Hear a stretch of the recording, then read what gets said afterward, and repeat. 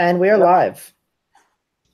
Welcome to Take 3's Watchalong. I'm Cody Newberry, and we are watching Spider-Man.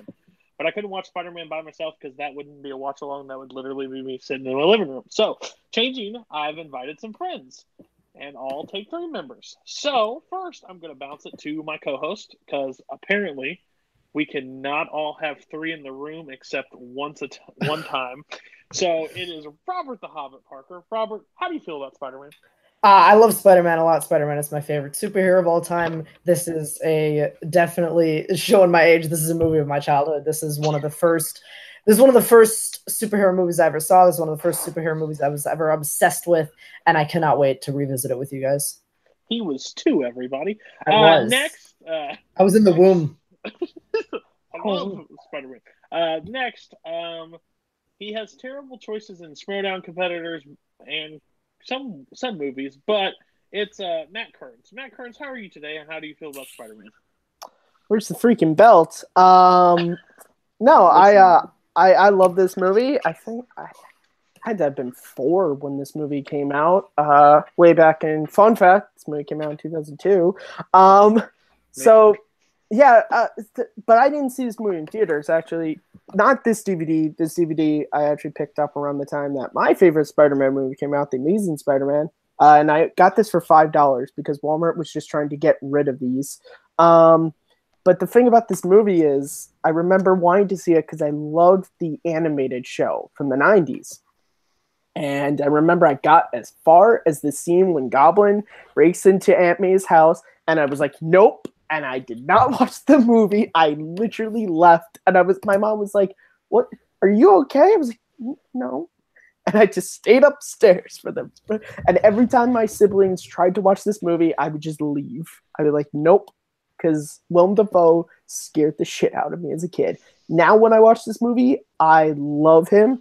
This is one of my top 20 favorite comic book movies, and I think it is.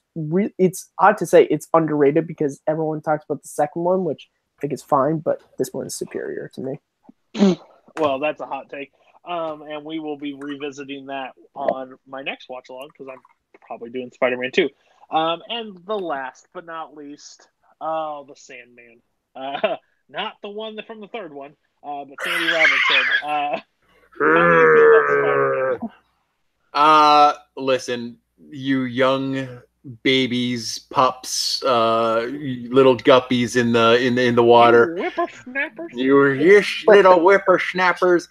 Listen, I was a fully mature adult when this came out. I had the benefit of seeing the garbage movies, superhero movies, other than Superman and Batman, that had come out in the previous decades before this movie came out, and other than X-Men, the first X-Men, this movie for me, this movie for me was exactly what I wanted superhero movies to become. The special effects were good. We saw Spider-Man web slinging through New York. We saw the Green Goblin flying around on the Goblin glider. Everything for me about this movie, it was ear to ear smile. My face hurt watching this movie, and I saw it I think 5 times in the theater when it first came out because I absolutely loved it. Spider-Man's one of my favorite superheroes. I believe he's 3rd on my list of superheroes. So this movie for me is a classic. I know, I can't believe I said that. It's it's what, 16 years old. So it's still considered a classic for me, and I am so excited that this was one we're watching today. All right. This just since Sandy is not invited to the Dick Tracy watch along. Hey, Dick Tracy's fine, just not a superhero movie. Listen here, rhyme and reason. You saved that fight for your show. But basically, which airs every Saturday. You had Quest for Peace show up in your time before this, so you know what good comic book movies were. God. So Caleb Coho is one of those people that think this movie is bad. It doesn't hold up. It's terrible. So we're going to prove that tonight. Let's revisit it. We're going to start. Yeah, he doesn't like it. He ranks Amazing Spider-Man 2 above it, I think. All right. All right, let's. We're going to start too, but time code in 5, 4, 3, 2, 1. Press play. Uh-oh. Paramount. He has to wake up. Yep. See, I'm going to be a couple of seconds behind you guys now because my DVD had to wake up. Yeah, mine too, but it's good. It's all fine. Okay. Yep. Right off the bat. Bundle. Danny. Okay. You know what? If you want to have your comic book movie be really awesome, there's just one element you need. 1, 2, 3. Danny Elfman score. Yep. I mean,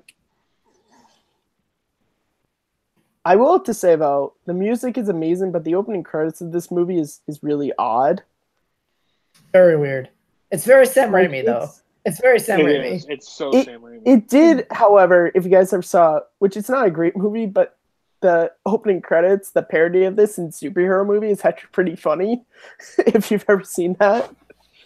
I will say, I know we're not talking about this yet, but just going off of opening credits, Spider-Man 2 is one of the greatest opening credit sequences, for sure, like in a comic book movie. Like it's the Spider-Man perfect. 2 like, is one of the best comic book movies ever made. That's true. Okay, we'll get into this when I'm on there, but it is a fantastic movie. I like origin stories, is what I've come to realize. I really like origin stories. That's fair. And this is. I think I will 100% agree. This is the way better origin of the two choices that we were given. I absolutely love the origin of. Also, I think it comes down to I've always been more of a Goblin fan than I've been a Dr. Ock fan, and Willem Dafoe was just.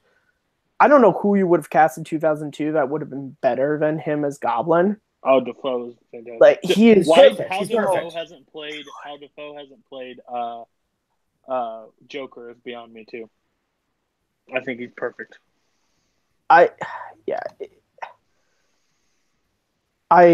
This movie is just amazing. It really is.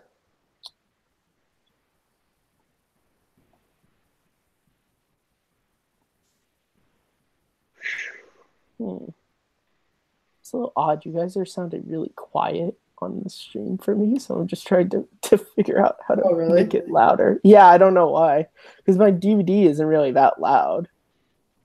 Can you hear me okay? No, I can hear you guys. It's just like, I don't know. It's just weird. Yeah, this credits is exactly Sam Raimi. That's insane. Yeah, it's like real. Yeah, super campy. Yeah, like, it's cheesy, but it's good. Avia Rard, you crazy motherfucker in those interviews.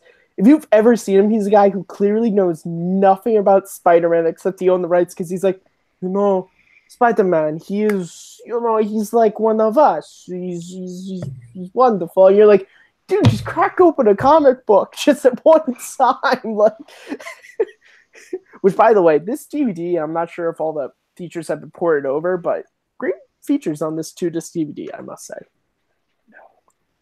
No. Well, bye.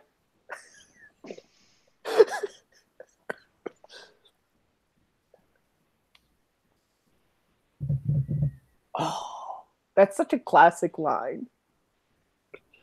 Little known fact: I can't stand Tobey Maguire other than this movie. Oh, I really like him in this movie and in some other movies. No, you're wrong. I'm kind of with you, Cody. He kind of sucks.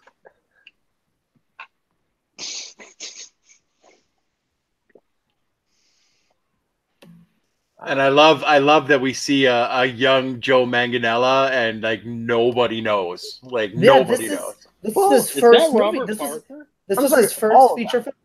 Yep. No, I'm sorry, when you really look at this movie, you look at like the Kristen Dunst was kind of known because she did like a movie with Vampire and Jumanji, but like for most of these actors, the younger ones, like this is what established them in Hollywood. You know, you can't sit here. Like James Franco he had done Freaks and Geeks, which kind of failed as a show. So this really was the jumping off point for a lot of them. Yeah. Yeah.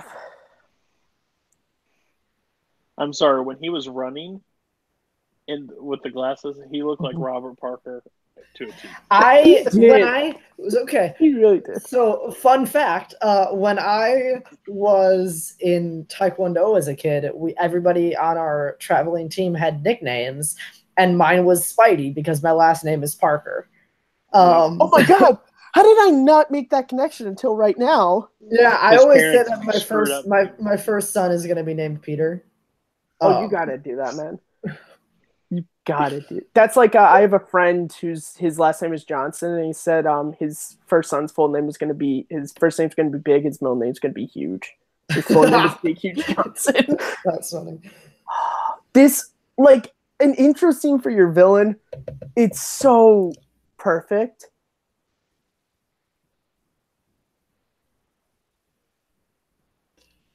Willem Dafoe is just so good. He should be in everything. So If he was my dad, I would piss my pants every day. No questions. Oh, when your dad comes home, you're in big trouble, brother. No, but the thing I love too is you're like, but then immediately you see the act. This is the act that he puts on. In the car is the real one, and this is the act. Yeah.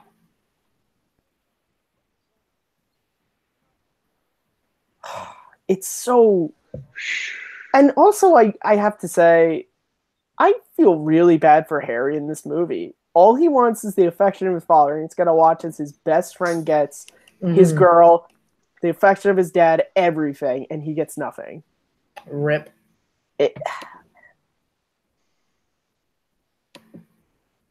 But that could be said for anybody's parents. Like all of my friends growing up loved my mom, but my mom, she was 5'3", and me and my brother were both over 6'4", and she could put the beat down on us like nobody's business, and we deserved it.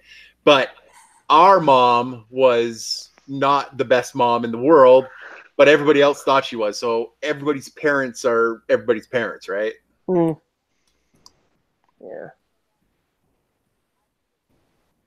So I have to say, I think that the change in this movie was actually pretty well done. How they were okay. So the organic web shooters makes sense because, like, it works in Amazing Spider-Man. They devote the time, but here they just didn't want to take the time to have to be like him building the web shooters, and I think that works in this movie.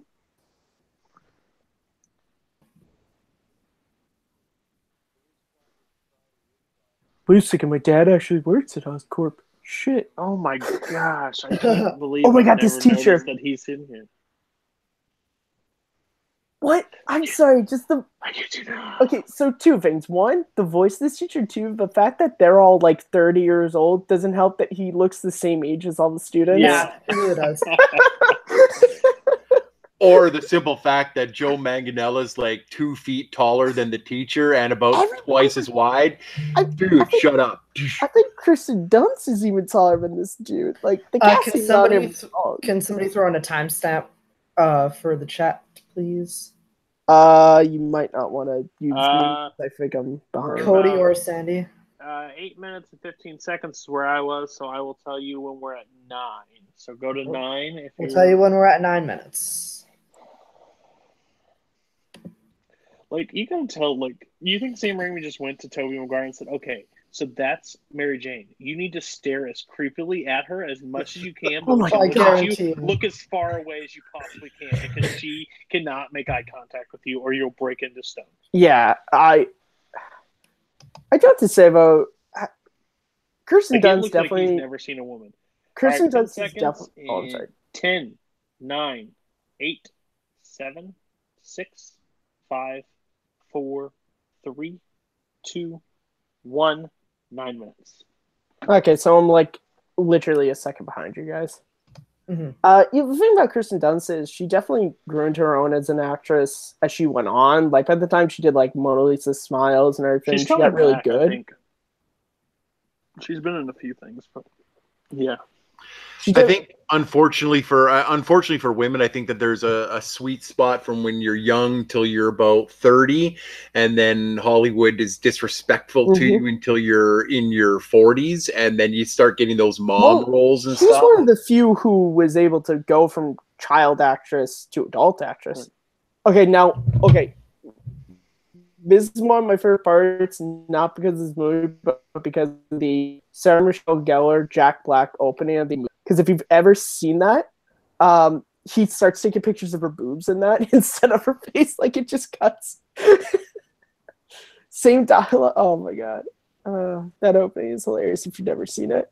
So this part bugs me just because who's the janitorial service that's around there that doesn't see like gigantic spider webs up in the top that are just sitting there?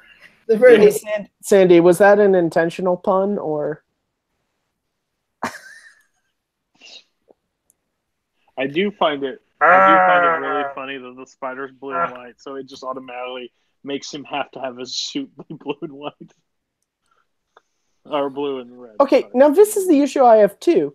He literally just heard them talking about all these genetic spiders. One's missing. Why wouldn't you tell anyone? Like, hey, I was bit by this. Yeah, doesn't make sense to me Can either. you get me checked out?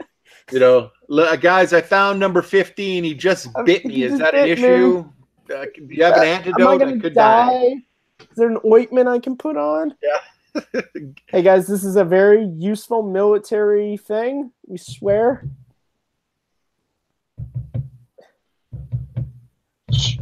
This role was originally intended for Ed Harris, but he didn't give a shit. But he was busy being I'm Ed sorry. Harris. I could see Ed Harris totally. This direct, like, this part of the movie is so early 2000s, like it's all military and like sciencey shit that you don't explain. You just give a very vague explanation of. You're like, there's tests and there's trials. Here we go. Wanting to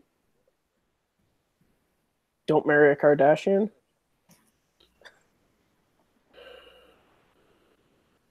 Back to formula.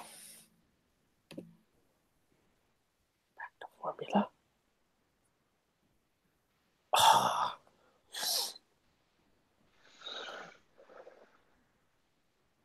Oh, thanks. I'm gonna be frank with you, but my name's Norman.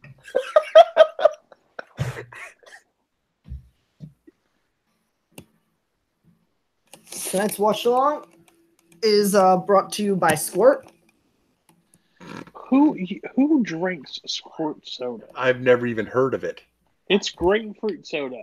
Like we have Fresca. I've drinking grape soda before, but what? Like, I remember being in high school and trying it. Like, this stuff's really good. And then I grew up and had taste buds, and I was like, this stuff's not that great. But Robert, that's how you become a fandom fights champion. You drink Squirt and eat 7 meals a day. I already had 2 servings of dinner before coming out, and I'm actually staring at the leftover plate over there, thinking I might get a third.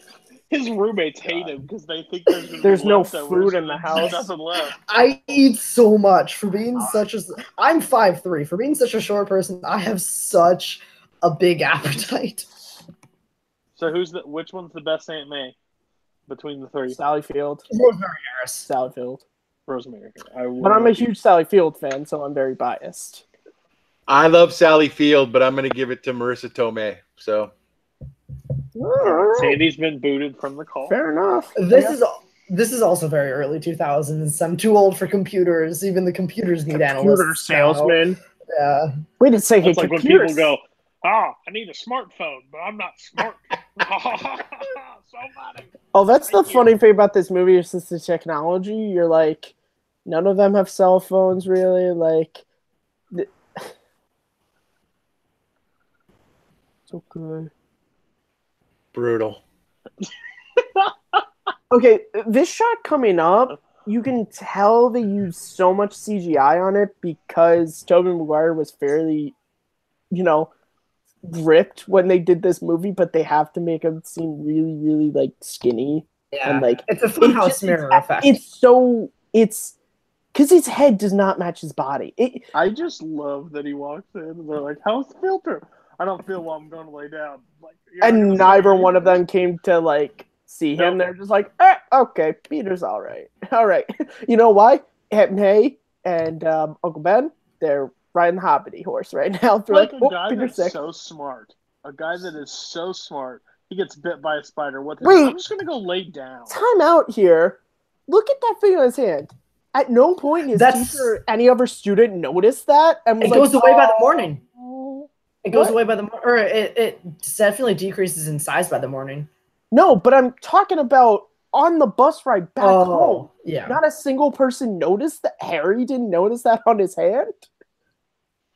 Okay, now this is again just classic science. I just love the shot of the building. Like that doesn't look like the start of a supervillain's lair.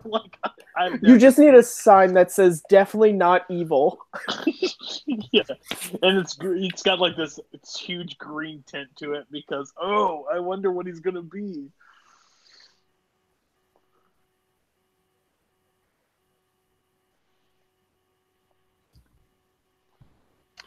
Again, just science babble. They don't even. Sam Raimi just kind of opened a book and just randomly selected, or not Sam Raimi. What's his name? Well, they didn't even David go Koepp. to they didn't even go to the ill side of William or anything where they could have went. There's some Osborn being sick. Okay, I don't know why. There's just moments like that I like that they left in where it's just like him going, "Ooh, it's cold." Like there's no reason for it to be there, but it's just this is the confusing thing for me. Like the guy goes, "This is not ready," and he's like, "Oh, just tapped into they're not tapped in. Okay, just put me in this thing. I'm okay with it."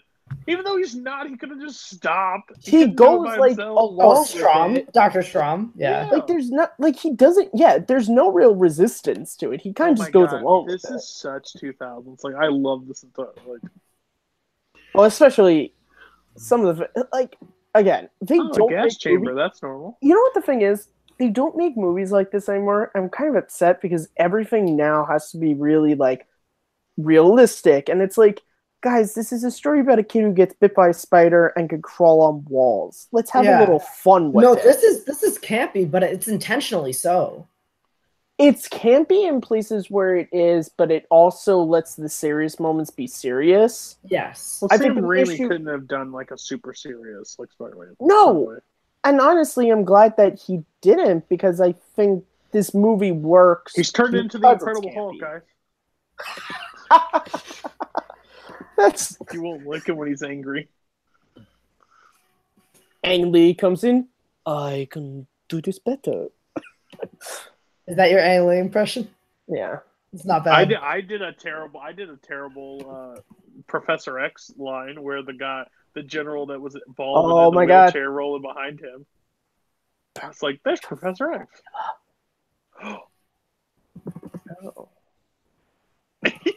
Okay. Now, the question always with this movie is, what does he do? I don't know. Does he eat them? Does he go all Hannibal Lecter on? What does he do when he jumps on them?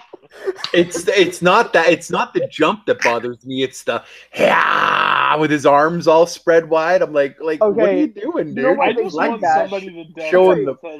They did that because that was the obligatory trailer shot. Because if you watch the trailer, he does that, and then smash cuts to him as the goblin on the glider. But what does he do to him? Okay, this part coming up, I love that. There's a great joke just that few people make, but okay. I'm gonna try and get bit by a spider if that's what happens to me. Might die, guys, but it'll be worth it for the 6-pack. I love how he does the crunch there. He just lowers the belly down a little bit to get that full 6-pack going. Yeah. He also does not change his underwear or pants.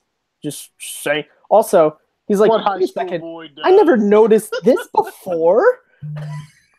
How did I not notice this? He's also like, I'm too late.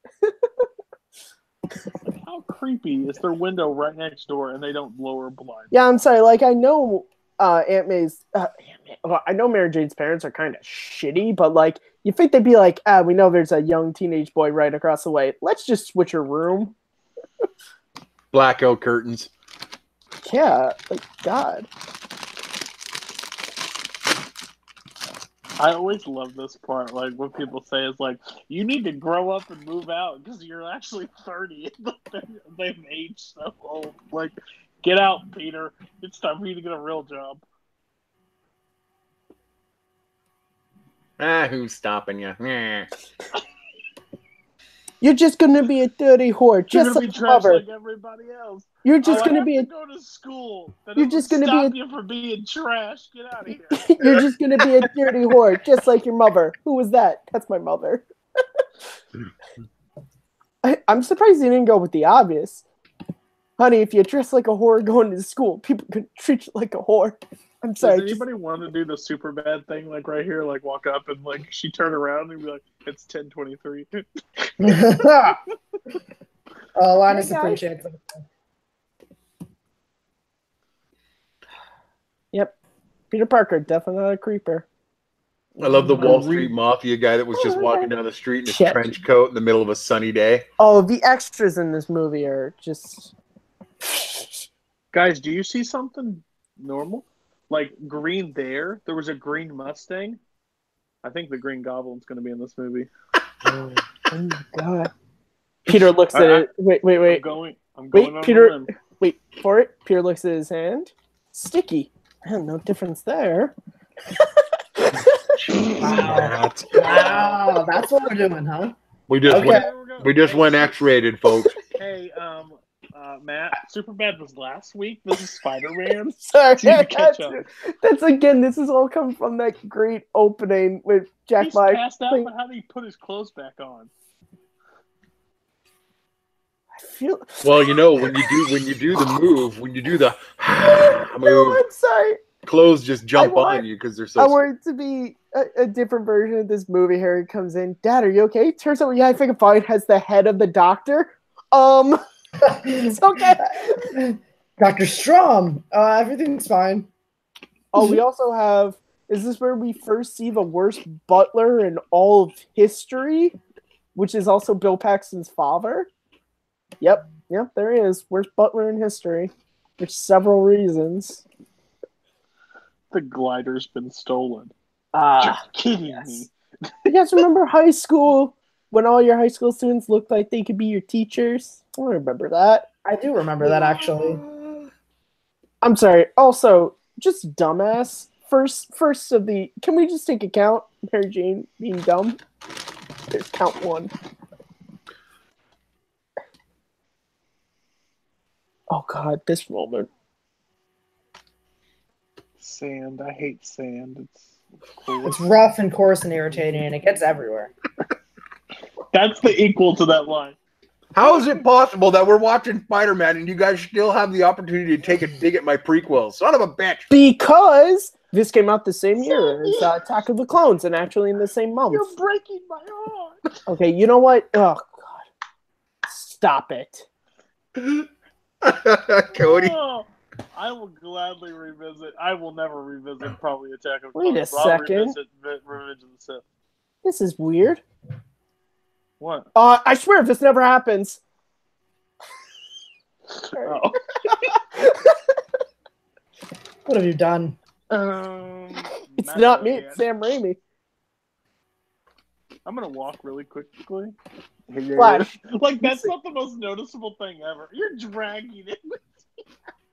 Flash, listen, it could have been anyone, but it definitely wasn't me.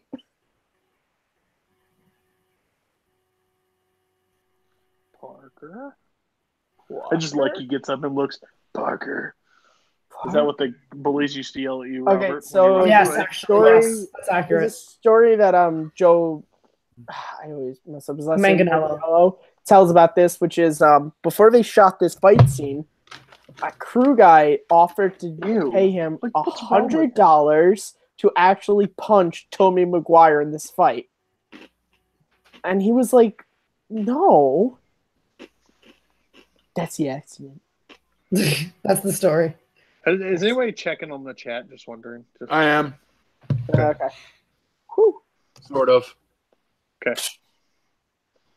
Hey, Jonathan Peck has given us a lot of fun facts about this watch along, so we should be definitely looking. About this watch along, fun facts are Matt's trying to make a lot of dirty jokes in children's movie. Yeah, he already doesn't know the proper age for kids to watch VVS. That was proven on a watch along.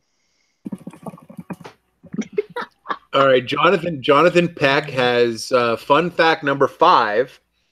Willem Dafoe performed 90% of his own stunts, according to Jonathan Peck. Oh, okay. Nice.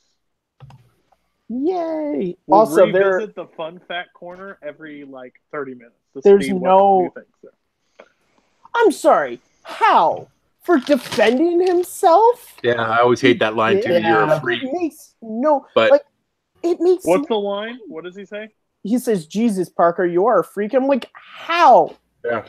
I'm sorry. How is he a No, freak? guys, that's not why he said it. He literally punched the dude in the stomach, and he went 10 feet down the hall. That's a freak of nature shot, not because he punched somebody. I see. Oh, Yeah, that's that's fair. Parker Again. again. I don't know. I just think by the time you're 30, childish insults would be out the door. Is this a real thing about New York? How many spiderwebs there really are around? Actually, there are a lot. Wait a second. Sticky with a bunch of hairs on them. Yeah, still no difference. Oh, dear heavens. This is why we can't have nice things. Now, I'll be 100% honest. The only real problem that I had with this movie from the get-go was Peter Parker's supposed to be the smart super science guy. And one of the best things about Spider-Man is that other than his actual powers, he created everything himself, his web shooters, everything. And then to sort of circumvent that by giving him built-in web shooters kind of annoyed me, which is why that particular fact on Amazing Spider-Man I like so much. See, I actually really, really like the organic web shooters, and part of it is because I knew this version before I knew any comic version. Well, so this is the version that I knew best. But I really like the organic shooters. Personally, I like the mechanized web shooters. This is a great scene, and also up and away with. Since I was a kid, I can't tell you after watching this movie how many times I would be on my stairs and go done, that trying to Shazam. Oh, come on! Why are you not working? Go. Oh, another hot take from Jonathan. Before Willem Dafoe received the role of the Green Goblin, Nicolas Cage, John Malkovich, Bill Paxton, Mel Gibson, John Travolta, and Robert De Niro were offered the role. I'm not sure if they were offered. I think they were in discussions, but I don't think there were any offers made. I am just giving another fact from Jonathan Peck. Okay, also, we can really if you ever watch the Unusual Suspects review this movie, which is great, he does how many product placements that are in this movie, and it gets there's quite a few, really crazy. But you gotta remember, this movie was, if you look in history, this movie was huge. Oh yeah, I think this was the highest grossing movie 2002. I think it was, but it didn't quite hit Batmania of '89, but this was a huge event. I'm looking that up. Yeah, Spider-Man was number 1, Two Towers was number 2, Attack of the Clones is number 3, Chamber of Secrets is number 4. I'm sorry, can we be honest? Just with those 4, I know a lot of people hate Attack of the Clones, but that's a pretty damn good summer movie lineup right there. Yeah. That's a pretty good lineup for the movies. What a crazy thing that we're into this watch along, and Robert's already brought up Lord of the Rings. It took me what's the time code? It took me how long? 28 minutes. Yeah. Yep. Peter's just hey, they're domestic, fight. Just reminded me, I gotta take the trash out. As you do. This scene is David Coop. You are a great story, man. Dialogue, not so much. Not your thing. Not your thing. This scene, example. Sorry, I had an audio issue. Were we talking about the product placement in this movie? Yes, we were. Of how much there was? There's a lot, especially when you get to the parade. There's a.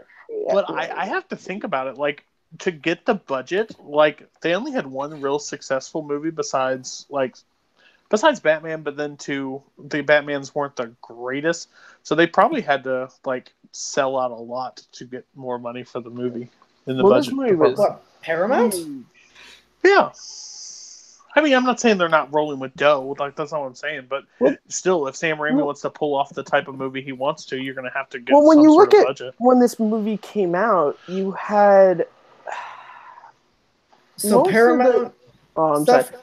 Sorry, go ahead. Most of the superhero movies that were coming out were kind of trying to not be superhero movies. Like X-Men, when you really like the first X-Men movie, it's trying to be like a Matrixy like action movie. This was the real return to like, let's make a Superman the movie type of like, we're not ashamed to be a superhero movie. You had Batman '89 and like Return and like the Batman and ended with Batman and Robin. Then X-Men. Then this one. Well, you had Blade. Well, Blade was 98. Blade was 98, which was before X-Men. Yep. Yeah. I mean, there were others in like the mid '90s, but like but Blade is one that doesn't people like. Blade is an action movie. It's not a comic book movie. Like just straight up, it's an action. Facts. Like it's just using a comic book character. Like X-Men was more of a comic book movie than an action movie, but it was still just trying to be an action film because that's X-Men has my favorite line of all time. What happens to a frog when it gets struck by lightning? Guys, you don't think the line at the end of this scene is not the best in all of movies? No. Nothing will be as bad as sand. I hunch. Don't. Sorry, I'll take the sand scene over this. I won't. I will not. I'm going to light up Broadway. That's sweet.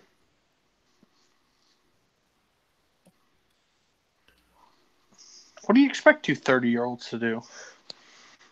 Oh, God. I hunch. Okay. Like, how do you respond to that? I won't. Wink with the finger guns. Hey, Peter, BT Dubs, don't hunch. Oh, will do. Thank you. I just want you to see Flash at the edge just being like, hunch, Parker. The license plate says, I don't hunch.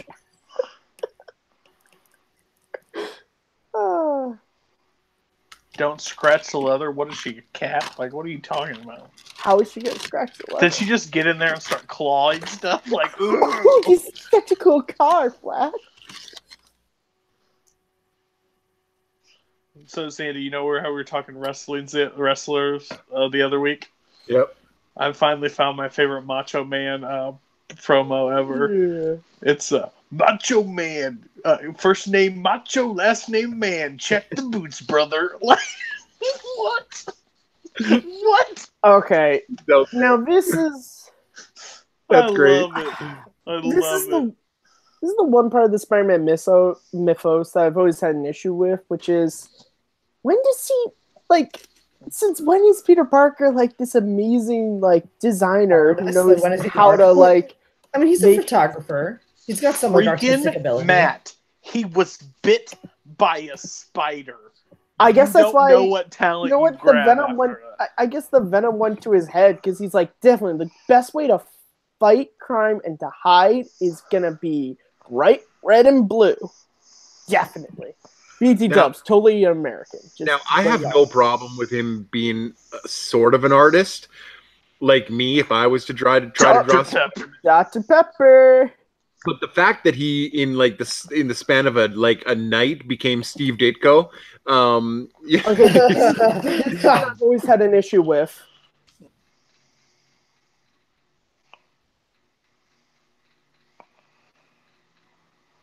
Wait. Well, well, the first thing is, so you exercise naked in your room. Okay, Peter. Second thing, when did he have all the time to make the webs? Did he see Mary Jane in the window again? Listen here, Matt. Oh, Matt. I will kick you off this call. That's the last one, I promise, for right now. That's a lie. That's a filthy lie. Probably is. Okay, this scene, I don't know how many times since I started watching this movie when I liked as a kid that I tried to do the whole Gollum-y, like, talking in the mirror thing with the newspaper.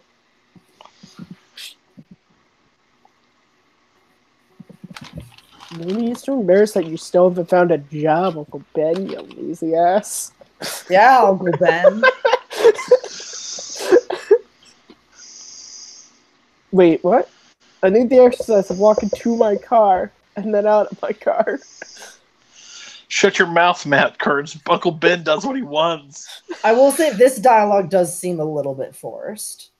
Because it is. The whole, like, I'm not your father. Then When stop pretending to be. Yeah, it just seems so out of character. That's a little bit much. And I mean, I get you need to, like, create a, like, semi-rift between Ben and Peter, like, at this point in order for Ben's death to mean something.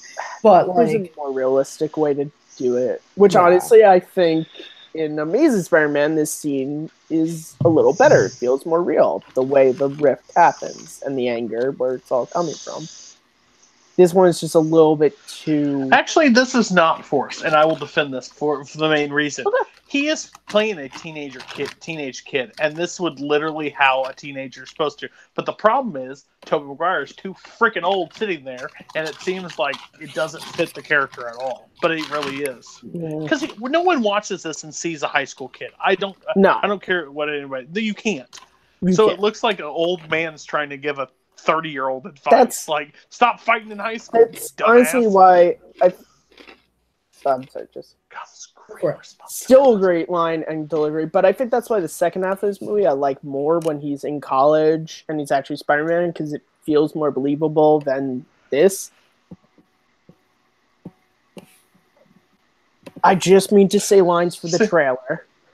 That's the argument that everybody makes, that Tobey Maguire is a fantastic Parker, but not a fantastic Spider-Man. But I totally reverse that. I don't. I think he's a great Spider-Man. Parker. I don't think great Spider-Man, not a great Peter Parker. I think Andrew Garfield is the closest to the. Well, no, I would say Tom Holland too. I don't like Tom Holland's performance in either of the roles. If you need to just you talked about booting him. Let's boot him now. Okay. No, I'm sorry. He's fine. I think I will agree. Homecoming is overhyped.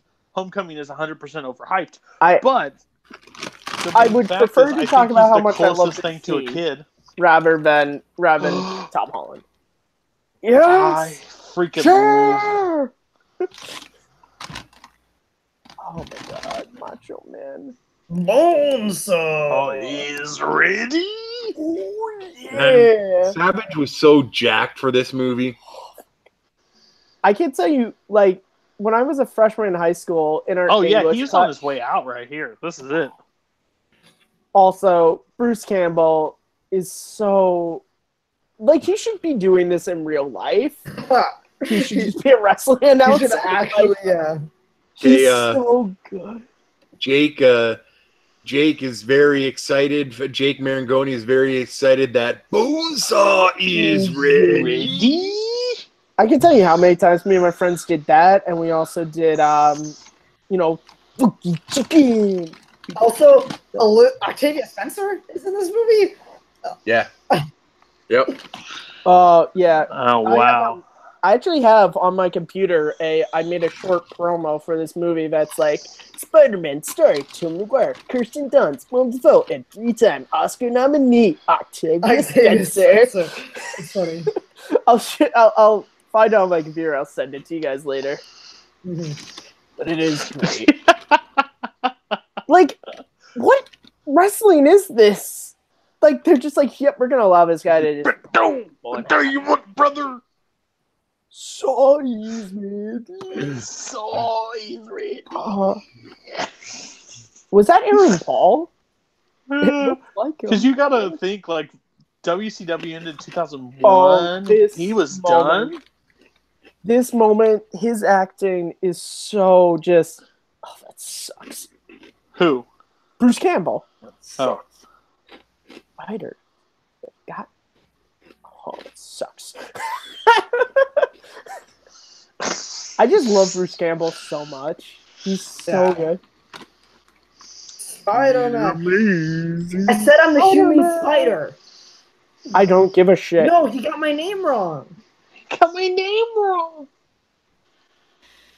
I love how he was so awesome with his design and his Steve Ditko drawing of Spider-Man, and this is what he got. And that's what he came up with. And then somehow, after he graduates high school, he somehow designs a better costume. That doesn't make any sense, but c'est la vie.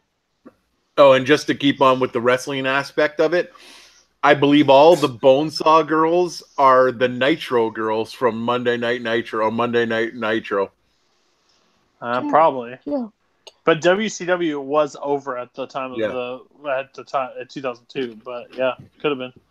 Oh, we're gonna fight in a steel cage, brother. Also, I'd be like, wait a second, you didn't say anything about a cage? Do I get $10,000 for fighting in a cage? Nobody said anything about a cage match. I believe that's the line. That might be wrong, actually. That's pretty close. Oh, I didn't sign up for a cage match. That's it. I love that we're in 2002 in this thing, and the locks they're using are these like ancient locks from like the railway years. Nowhere. Hey, freak show! I got you for 3 minutes. 2 minutes of play game. Oh my god. Playtime. Okay, hold up. I love when he jumps. Actually, he did. It was a very nice Christmas gift, asshole. You're a few seconds behind on that, Matt. Sorry. That's okay. I think you're Yeah, just. I told you I'm a couple of seconds behind on you guys. I really. just put the chair. Yep, just sticks a chair in there. What is our time code, guys? I'm a little. I think I dropped a few seconds behind. I was at 41.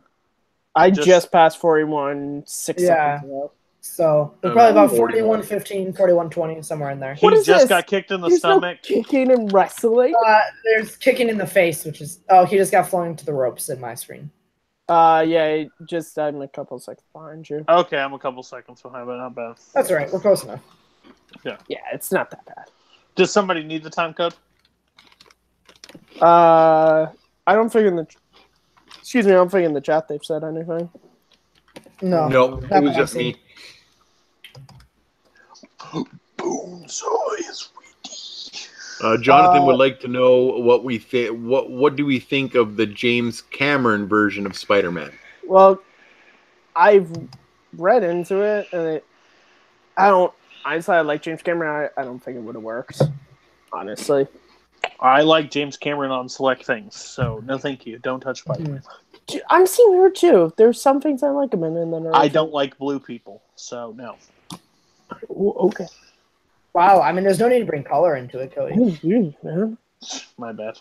Yeah, like for crying out loud, there's 2 people on this panel right now that are wearing blue. Yeah, jeez, are you serious right now, Cody? Like Cody's. Cody, that was really insensitive, man. What did I say? You said you didn't like blue. You don't like blue people. You know, there's 2 people wearing blue.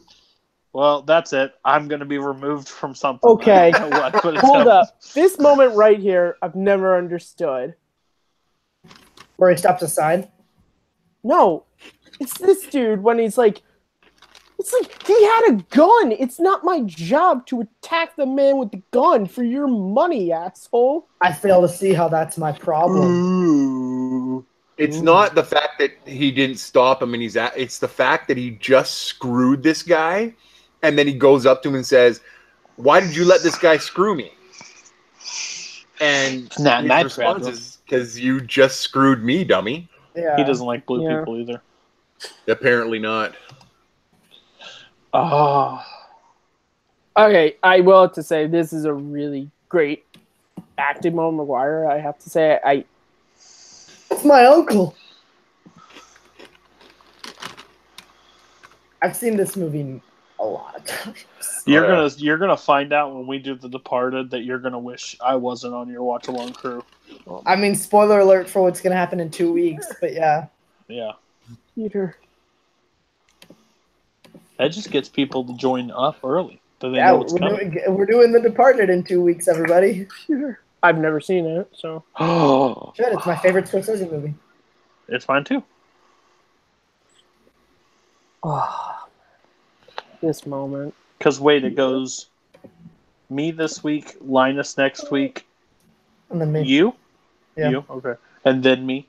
Yep. And this moment right here. Yeah, that's great. When he hears the report, the look McGuire gives is really good. I don't think he's too teary in this movie. I think it's actually the later films when it gets a little bit too much. but just he turns it into the rage, like, and the this might be my favorite moment. With great rage comes great vengeance. That might be my favorite moment in the entire movie because it's all visual. You hear the report and he goes from crying to with the music just, I'm going after this guy. Yeah. Also, this is to me, this is when the effects are the worst because with this suit, it's so noticeable that it's high. Yeah, I give him credit. It was 2002, but this is when it's for me. It's the times, yeah. But I mean, even all of the, like, this era of Marvel films are super dated looking. The first X-Men is way worse than this. Yeah. Blade is way worse than this. I would argue even X2 is worse than this. You do have to give them credit, though, which is, and the thing you can say about science fiction movies, fantasy movies, and comic book movies is they're the movies that are always advancing technology because they're the ones that have to tell their stories. They have to push the technology. Yeah. So I'm just saying, if he would have played this on PS4, he would have been able to run up the walls. Just saying. No, but like, I'm being, because you look and you're like, yeah, these effects aren't really good, but like, if they didn't make this movie in 2002, who knows what the effects of Avengers would look like? Yeah. Oh, absolutely. I agree. They wouldn't have gotten the testing. Parts of this movie's visual effects still hold up. Parts of it don't because it's been 16 years since the movie came out. And that's the thing, you have to give them. I think there are some people, and listen, if you can't, that's fine. But like, I think there are some people who just they let that get too much in the way of. Well, that's the main problem with Batman '89. People say. I actually agree with that. If you could take every movie that came out during this time. And as somebody who's just, and I know Robert's, gonna hopefully he doesn't disagree with me, but because I'm going to be fair. But even if you rewatch the Lord of the Rings trilogy, during some of the big special effects scenes, you can absolutely tell the age of when that movie was done because they were just a little bit off. Does it negate how good the movies are? Not at all in my mind, and I still think that they hold up. And in this you can see it. If you look at like all of the like quote geek movies that came out in 2002, so you look at Spider-Man, Chamber of Secrets, Star Trek Nemesis, Attack of the Clones, and Two Towers. Of those 5, Two Towers visual effects holds up the most. Yeah. Like, and the same goes for 2001. If you look at all those, like Sorcerer's Stone and Fellowship of the Ring. Oh yeah. Well, ILM. If you look at Goblin, ILM did. That troll. I think it was ILM that did Harry Potter. I think ILM was the one who, and they've always been. That's why Attack Clones was the worst because they're always trying to push technology way more, and that's why. Some of the movies age really well, and everyone's like, yeah, I'll agree. Attack of Clones doesn't age fantastically, but you're also like, well, if they didn't do a lot of the things they did, we wouldn't get some of the movies they're making now. Yeah. No, I completely agree that, like, parts of The Lord of the Rings, the visual effects were clearly from the early 2000s, but they still are a little bit better than some of this stuff from the early 2000s. Like, that's the argument I'll make. Like, no, the battle in Return of the King, the final battle, does not look like the visual effects from Avengers Infinity War, because of course it doesn't. It's been 15 years between the movies. Like, of course not. It's like the battle, the attack on the Death Star in the first Star Wars movie don't look anywhere near as good as, the space battle in Rogue One, but it's like, don't get to B if you don't start at A. Yeah, why would you expect them to? There's a great scene in Return of the Jedi when they realize Lando's in the Millennium Falcon and they realize that the deflector hasn't gone down, and all of a sudden TIE fighters just start coming out and you can actually see them. They're not there. Blink, another wave. Blink, another wave. Blink, another wave. And that's the special effect. And that's, you have to understand from a timestamp standpoint, that was, Robert, you can correct me on this or wrong, but Return of the Jedi was 83. So, I mean, like 83, are you kidding me? Like, those special effects hold up so much today. And to quote a man, and this is a quote that a lot of people try to use against this man, I think sometimes unfairly, which is George Lucas, which is special effects are just the key to telling a story. A special effect without a story. And that's the thing is, the story in this movie is fantastic, and that's why it doesn't matter about the special effects. Writing has a bigger effect. Yeah, from the exactly. guy that and I will say, listen, I know I've made fun of some of the dialogue. I still say the story and the way David Koepp and Sam Raimi have the story structured is fantastic, and most of the dialogue works. Well, the main thing is, but a lot of people, and this is actually an opinion out there on the internet, that if a movie is past a certain point, it is, and again, not my opinion. I do not stand by this, but they say if it's past a certain point, it's not a good. It doesn't hold up. It's just nostalgic, like in your eyes. So you only see it through a certain lens. I know a person who thinks something about that about a certain. So they think like Star Wars is not technically a good movie. You just have a filter on your brain that says like this is good because of this, this, and this, not because of that. Yeah, that's why no movie like. I think special effects can definitely take away from a movie, like watching it. Like if you watch a movie that came out, I think 2015, it was called Seventh Son. Yeah. The movie itself is it's a dumpster fire. It's terrible. But also the special effect is so bad in there that like there's not a redeeming quality. What's that Keanu Reeves movie? It was like 47 Ronin or something. Yeah. It's those. So effects were terrible, and the story was terrible, and that's why I was like, well, this is shitty. So I always think like I find it more. I'm the kind of person that goes into a movie when I rewatch something, and like so this may be a hot take for everybody, but Space Jam. Yeah. I revisited Space Jam. Space Jam was one of my favorite movies, and it's awesome.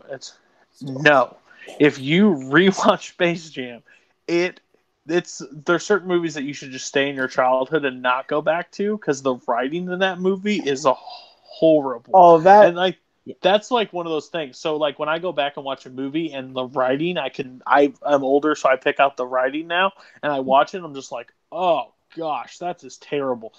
Like.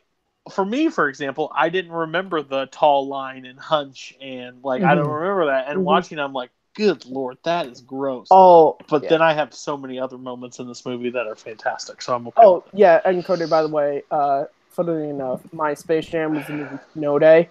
I used to watch the movie all the time when I was a kid. Then I watched it when it first got Netflix, and I was like, "Oh, this movie's terrible." I'm like, "It's not good." So it's not even So back to this movie for just a quick second. Does anybody think that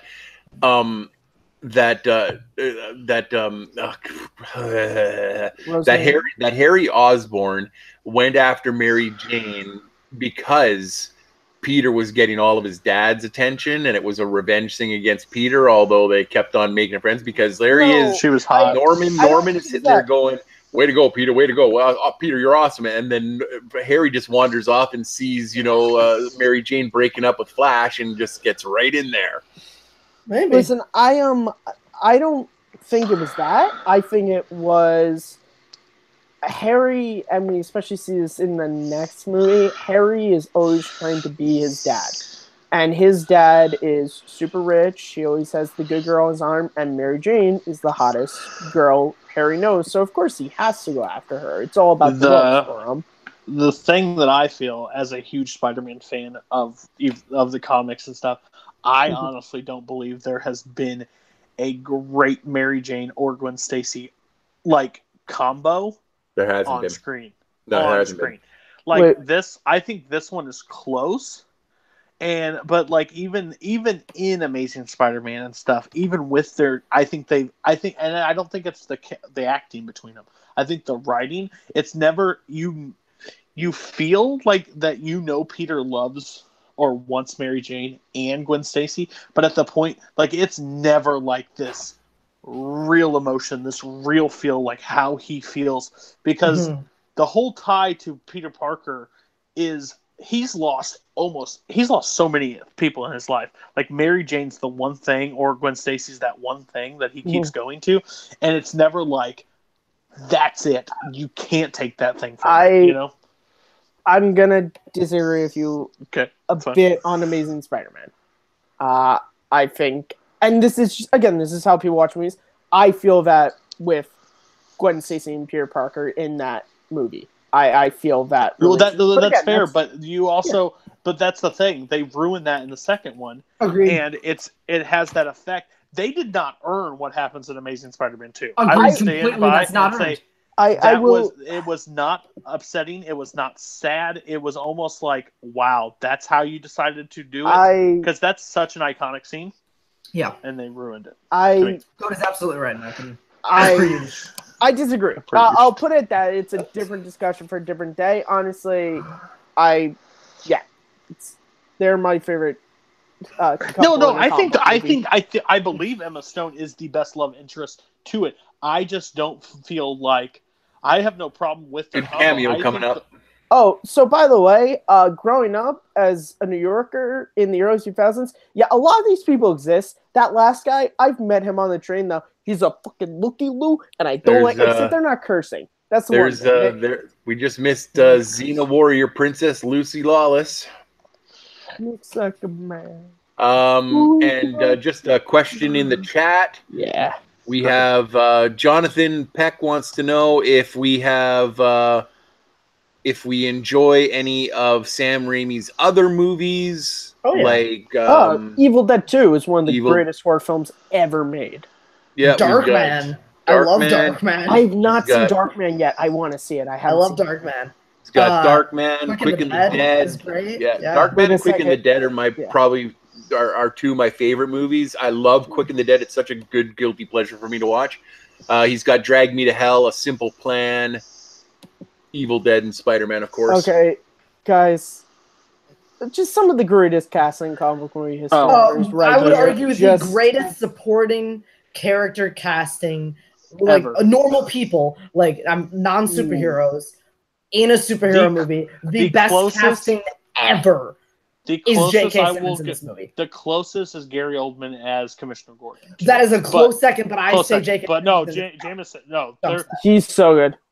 Watching the animated series, reading the comics, that is literally taking him from the comic books and placing him in the world. Like, I mean, there's a reason why in the Amazing Spider-Man 2 they didn't even try to cast him. Like, there's a reason why they have yet to cast someone, because they're like, no one's gonna top him, because he is J. Jonah. He's Joe. Like, he 100% J. Jonah Jameson. Like, this is not my favorite J.K. Simmons role, but he is so.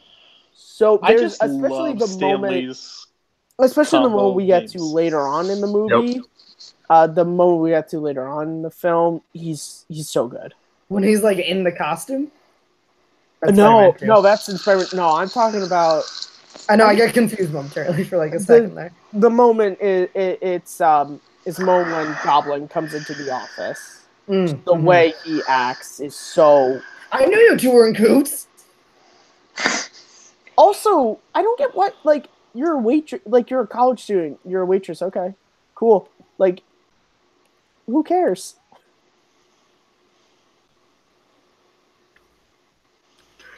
Go fuck yourself. I love how he says he's out begging for a job. When normal people say, you know what, when I don't have a job, we go out and apply for jobs. But he considers it begging to go out and work for a living. So that always bugged me. And how she's so embarrassed to have a job. I mean, that's what I'm saying. Like, they're college students. Like, most college students work in the service industry. Nope. Like, it's not that weird. Like, I get her boyfriend's super rich and will never have to work a day in his life, actually. But as they're talking about, but it's like, who cares? Also, always have had an issue. Since Harry and Peter are roommates, has Harry just never brought Mary Jane back to their apartment, or is Peter just always out doing Spider-Man stuff when he's doing there? Spider-Man stuff, I think. Spider-Man stuff, yeah. That is they do in this movie. Even I think they do a great job of selling. Peter always chooses Spider-Man duties over other stuff, like when he talks about that Dr. Connors fired him, from his job at the lab, and you're just like, yeah, no, because that's what happens. That's what would happen. See, and back to that scene right there. Like, I just don't believe that he is that interested in her. Oh, I've never believed. I always felt that. That's why Emma Watson and Andrew Garfield had a better act Emma because Stone. they were actually dating at the time. So like They had actual feel chemistry. yeah, but that was still like the writing never decided to capitalize You know on what, that. Cody? I agree with you. I've always felt that Mary Jane was always that. It was always the thing. She's the hot girl in school that every guy wanted to date, but never would make the move on. And that's all it is. They never really push. I would die for her. You know, I agree with you, Cody. It's a good point to bring up.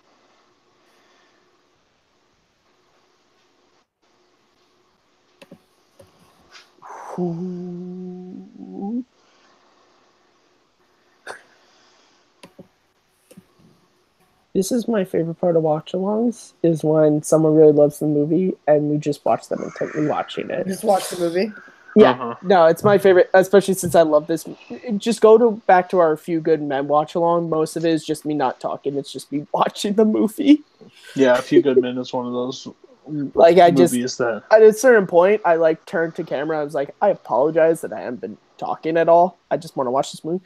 Also, family. They're just incessantly texting me right now. Who? My family. They're just... Oh. I had to move my phone off my bed because it's just buzz, buzz, buzz. I also never... This is such a forced, jokey Spider-Man moment. I've never liked it. Maguire wasn't a good jokey Spider-Man. He's a great Spider-Man. I disagree. I think he's a much better jokey Spider-Man in Spider-Man 2. I think he's okay at being a jokey Spider-Man. I think he's good in this movie. I think he's better in Spider-Man 2. I will agree with that. Oh, God. Crap. I'll take it. What'd you? Sit down.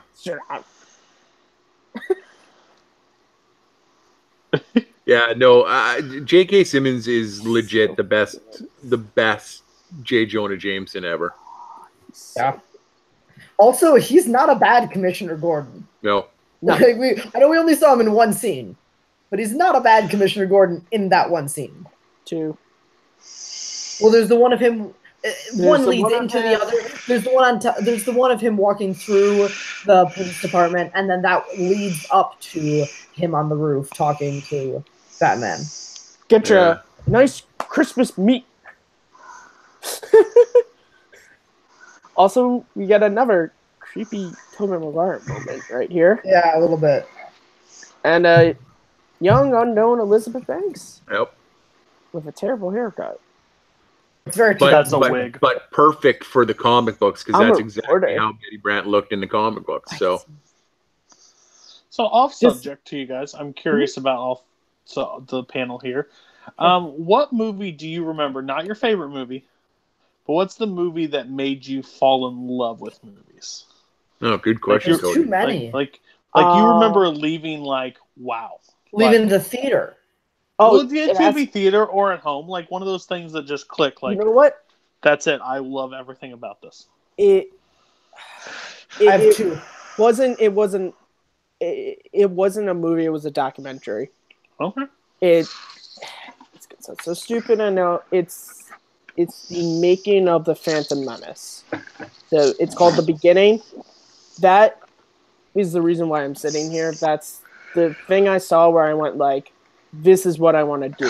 I love movies. I want to look more into movies. I want to write movies. That's fair. Like, it doesn't have to be. It doesn't have to be the best. Yeah, it was the thing. I mean, if you're talking about just a straight movie, then that was probably Revenge of the Sith was the movie when I walked out of just at the right age of just like, well, yeah, I love movies. I'm going to just spend all my life just watching these things. So yes, Star Wars was it had its effect on me at a young age. Oh, the way he drinks his tea. Oh, I hate this guy. There are 2 for me. One is Jameson the Giant Peach. Still going. Fair.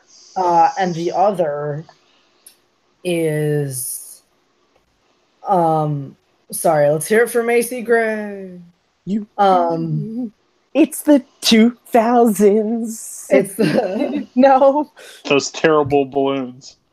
yeah. It's literally The thing I love about this scene too is like they have to be like the Uni Day Parade because Macy's didn't let us use their name for the Thanksgiving Day Parade. yeah.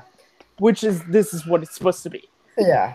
So the two for me are James and the Giant Peach. James and the Giant Peach and Willy Wonka and the Chocolate Factory, the 1971 version. Those are great ones. Also, Willy Wonka scared the shit out of me. So this that was is another this is my favorite Spider-Man scene in this movie. I love the fight at the parade. I think this is such a well done scene. Like it's so like to me, as a fan of like the 60s comics, this is just like action panels just like straight out of that era. Ooh, that's cold.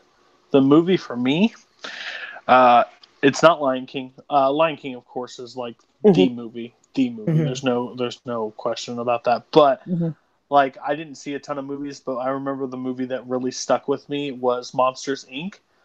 I walked out of it because it's not even for the aspect because I just respect comedy in such a way. Like, I think comedy is one of the hardest art forms out there to get people on your side and to make you laugh. And Billy Crystal in that movie and John Goodman are just like two, like, I remember leaving. It was just like, yep, this is it. That was one of the first movies I ever saw in theaters. Singular. Oh my god. My parents used to have those phones before AT&T. Wow. Yeah. That's insanity. Makes it great. It's just like, what's this? Last time we're paying attention. Man, I shouldn't have smoked that joint before. You guys seen this shit? I'm high as hell. I'm high as hell. Makes it great. It's also like, it really sucks. I did not order that. This is the thing I'm most remembered for. Is my cameo in Spider-Man. That's accurate. Like, I'll be honest with you guys, I don't love Simpsons, but the one joke I love is the fact that most of you only remember Macy Gray from this movie. Yeah, that's accurate. It's true. Like, your son is up there, you psychopath. Like, I mean, he is a psychopath, so... Hey, look, it's Stanley in his second cameo ever. Mm-hmm. And he's crap. Let me grab this child and bring him to safety. Excelsior! Come with me, little Holland girl. She looked like she was like from Holland. Like, it's a really there's girl. a whole other story where also this is totally lifted from Superman the movie, just gotta say, but there's a whole other story where that Stanley cameo, he was like a pedophile or something. He's just like, oh, my perfect chance. Out am I? I'm sorry, what? Out am I? I'm sorry, I didn't quite get that. Hello. Yeah. Thank you. Point out the obvious. Excuse you. The dumbest kid in a movie ever. Just gonna stand here. Also, no one's grabbing this kid. Like they're. I'm sorry, but we're all the same way. That thing starts falling, we're just staring. Yeah, but I love how I'm sorry, like police barricades, like they're this high up. You can hop that and grab the kid. Does anybody else get the Jingle All the Way Turbo Man when he just pops out of the thing like, yes! hello, ladies? Like, it's turbo time. I give up. We're Sinbad. With Sinbad. Oh my god. Oh man, he's right there. And I'm so Sinbad's right there. He's the Green Goblin in this movie. Yeah. It's Sinbad. This is why I want Hobgoblin so bad. Oh yes. I love Hob. I don't know if they would do him as well as the 90s. They would not. Not as they the animated series. There's no way. There's no way to do it. He'd be like a horror. Like, it would be so terrible. It'd be bad. And if I knew Sony at all, they'll probably put Hobgoblin in his own movie and hope it sells. Mm-hmm. Coming to the iOS platform and Android, a Spider-Man top.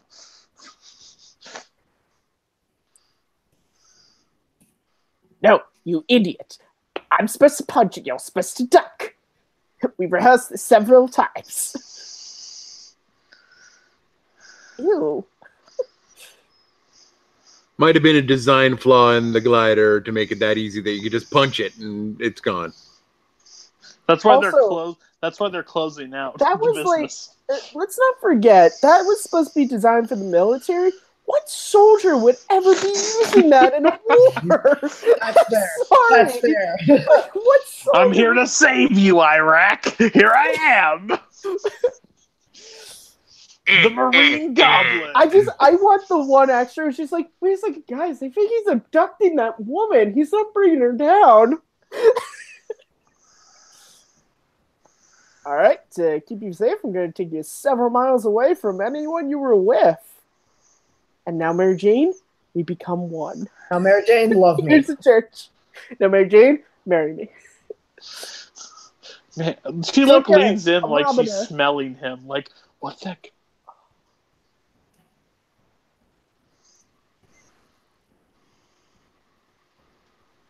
Peter? You look taller. Out.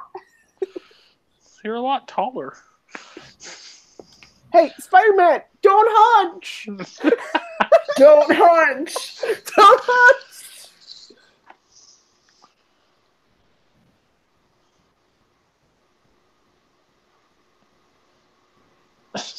My dad tried to kill me on a glider.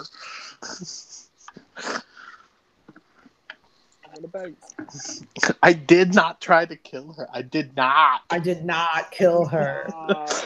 Hi, Peter. Oh, hi, Peter. Hi, Peter.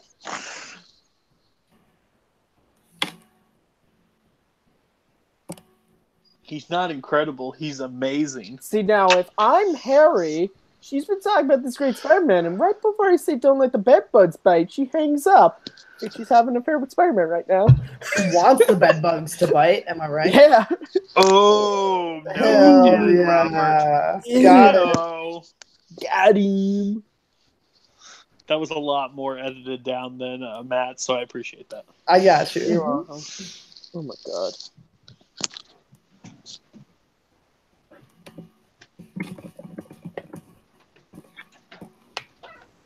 And do what?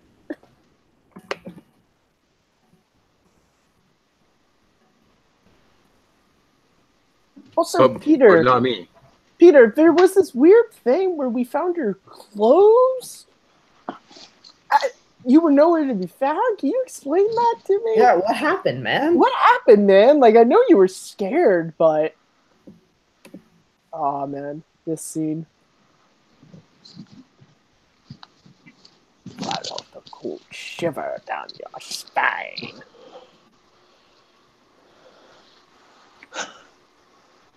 Somebody, anybody.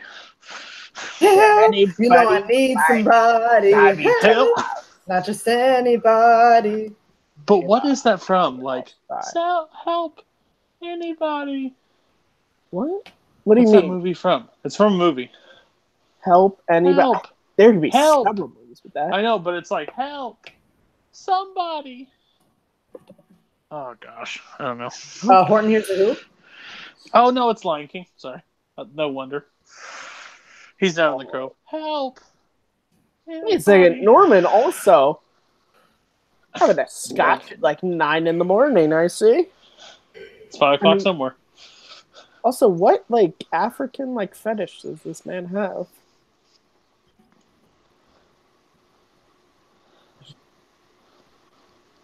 You killed them. We killed them. Remember your little accident at the lab? Why has he not won an Oscar yet? I don't know. Well, That's if you the would, question. John Schnepp was hoping that he would.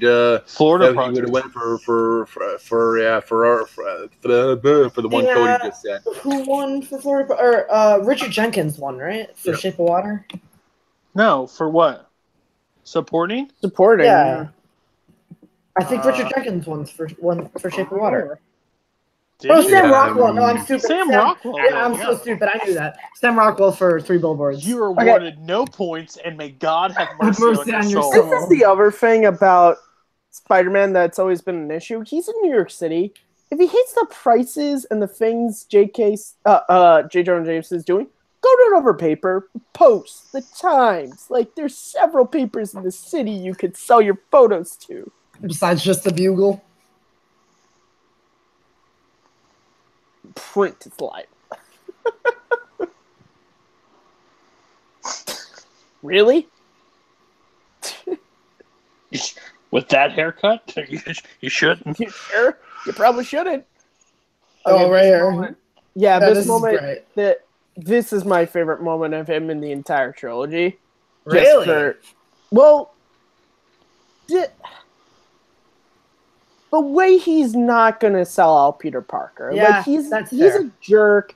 He has this, but underneath, like, he's a good guy. Like, if he really was a bad guy, if he really was a dick, he would say, his name's Peter Parker, I could get you his address, but instead he's like, he knows that this dude just killed a bunch of people, and he's instead gonna be like, no, like, I'll die. I'm not gonna sell this kid out. And I will always love you. My ear is bleeding. Are you okay?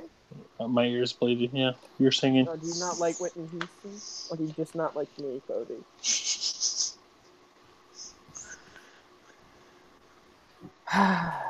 The water cooler talk. Yeah. I mean, it is. You're not so different, you and I. We both have tiny. Oh, no. What am I talking about? Why are you standing like that? Mr. Robert Parker, what's your viewpoint on The Producers? Have you ever watched it, and do you like it? The producers? Yes. As in, like, the people behind the movie. No, not the movie. No. Wow, nice one, man. Real sweet. You're talking about the Mel Brooks movie? Yes. I have not seen it. Oh, I've only seen a couple Mel Brooks movies, and that is not one. Shit, what time is it? I honestly think you'll enjoy it. Yeah. If you watched it. From being a musical fan, I think for sure. like it. Cody, this was just... Oh, wait, no. Sandy's got it. I'm Cody. What? Someone needs a timestamp. Yeah, I'm on it. Sorry. I haven't been watching the chat. I've been watching the movie, but I can hop in the chat. I'm not talking about the 60s. I'm not talking about the... I don't know if it's 60s producers, but like... You talking about the... I'm talking Matthew Broderick, Nathan Lane. Oh, okay. I thought you were talking about the one with Gene Hackman. Yeah, I thought you were talking about the 60s version. No, I'm talking about their new one. I haven't seen either one of them, but The new one, the chemistry between with Nathan Lane and Matthew Broderick is one of my favorites. It's just so funny. For sure. Yeah.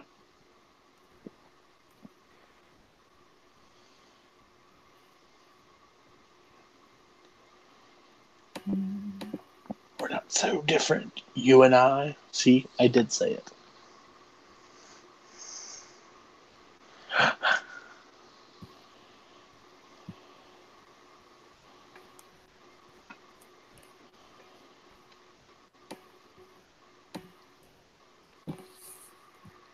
Oh, that's not creepy whatsoever. I need to see your face. I also made sure to time when you were coming out of your audition. Peter, why do you have a camera? No reason. Just smile, please. Please smile. Just love me. Or don't. Or don't. It doesn't matter. The horror movie that could have been. That's what I'm saying. You just Tobey Maguire could have played Nightcrawler in the Jake Gyllenhaal. Listen, you take this scene isolated. Don't tell anyone what it's from. Make sure they've never seen Spider-Man, and show them this isolated and be like, "Now, what genre do you think this movie is from?" They'd probably be like, "He might want to kill her." What's everybody's favorite movie of this year? So far? 2018 or 2002? 2018, not 2002, because I'd hear I would already hear Two Towers from two people. For sure. Oh, So far, Infinity War. Let me see. I already know Sandy, so you don't have to. What's Sandy's the Ready Player One. I guarantee it. Yeah. Unless it moved because he really liked Venom. I don't know if you can still hear us. I can. Oh, okay. I'm just trying to get the timestamp set Oh, for sure. it. I can try what you it. call a lot of movies. So I guess my favorite would have to be Ant-Man and the Wasp. I haven't seen a lot of movies. Really? I haven't seen a lot of movies in 2018. You like that more than Infinity War? We can talk about Infinity War later. I think it's good, not great. Hot take. Sorry. Me and Robert. I love it. Oh, now I remember why I like this movie. Sorry. Because it's a great movie? Yeah. Yep. You missed I think you missed the key part. I think you missed it. I think you missed it. You dirty man. No, wait. Don't worry. Key points. Don't worry. Oh my gosh. Get off the stream. Hey.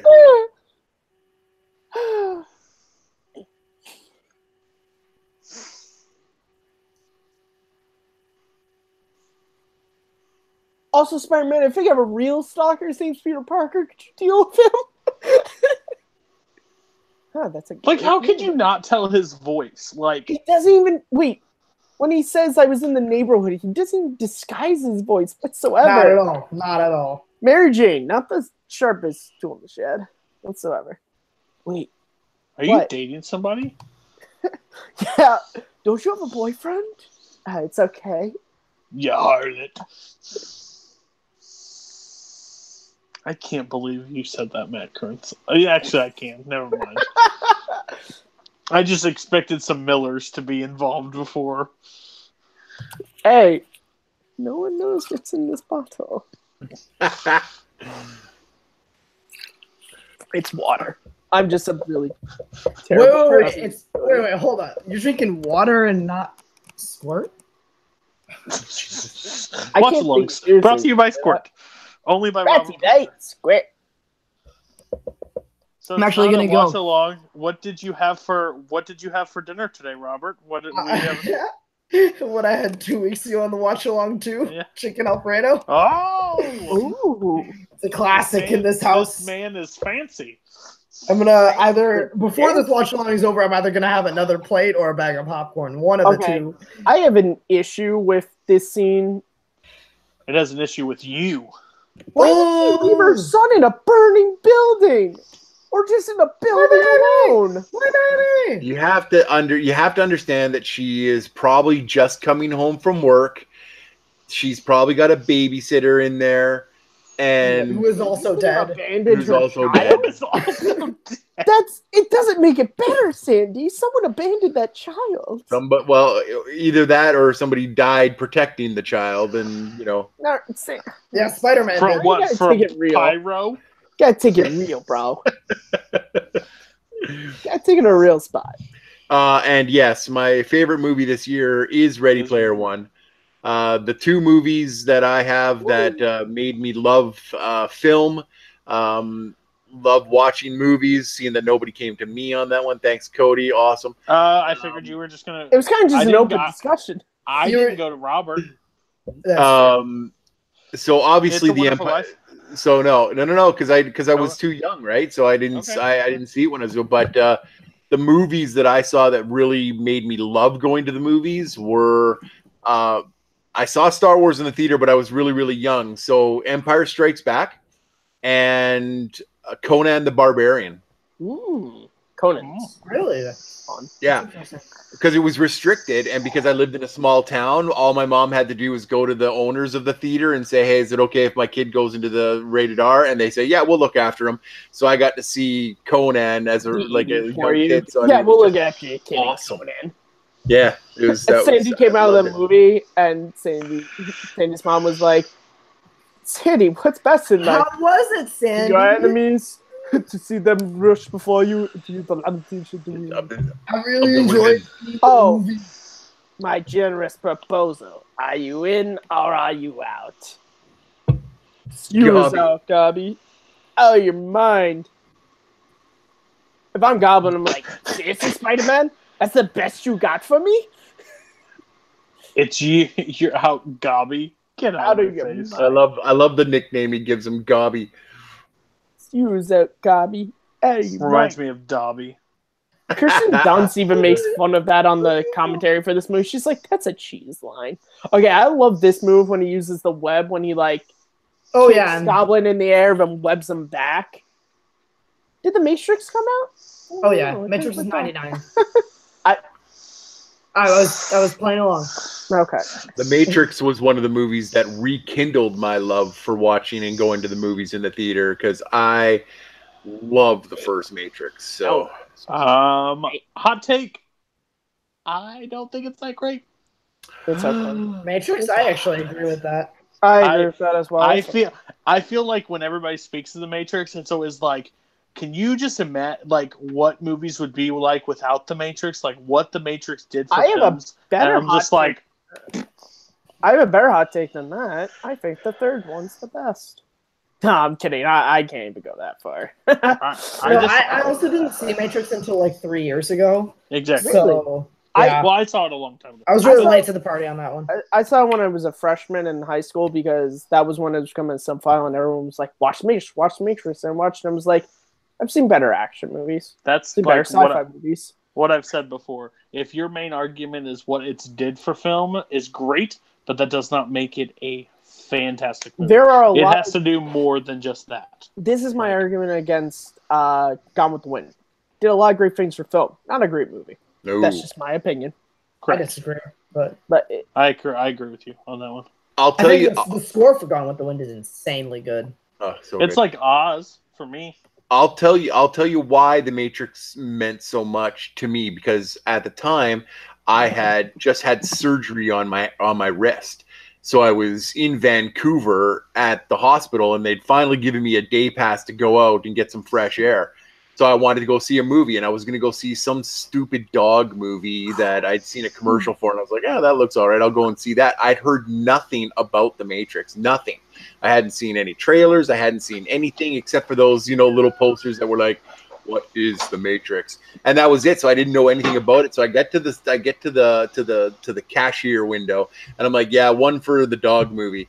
And she's like, you don't want to see the dog movie. And I'm like, yeah, I kind of do. And she's like, you want to go see The Matrix? And she printed off a Matrix ticket and she handed it to me and I paid for it. And I'm like, all right, but if it sucks, I'm coming back out. And she's like, if you come back out and say it sucks, I will refund your money. Went into it, left the movie theater, went right back in line, got another ticket and went and saw it right after that and looked at her and said, yeah, you were right. No way. Give my money back. Good. Give me my money back.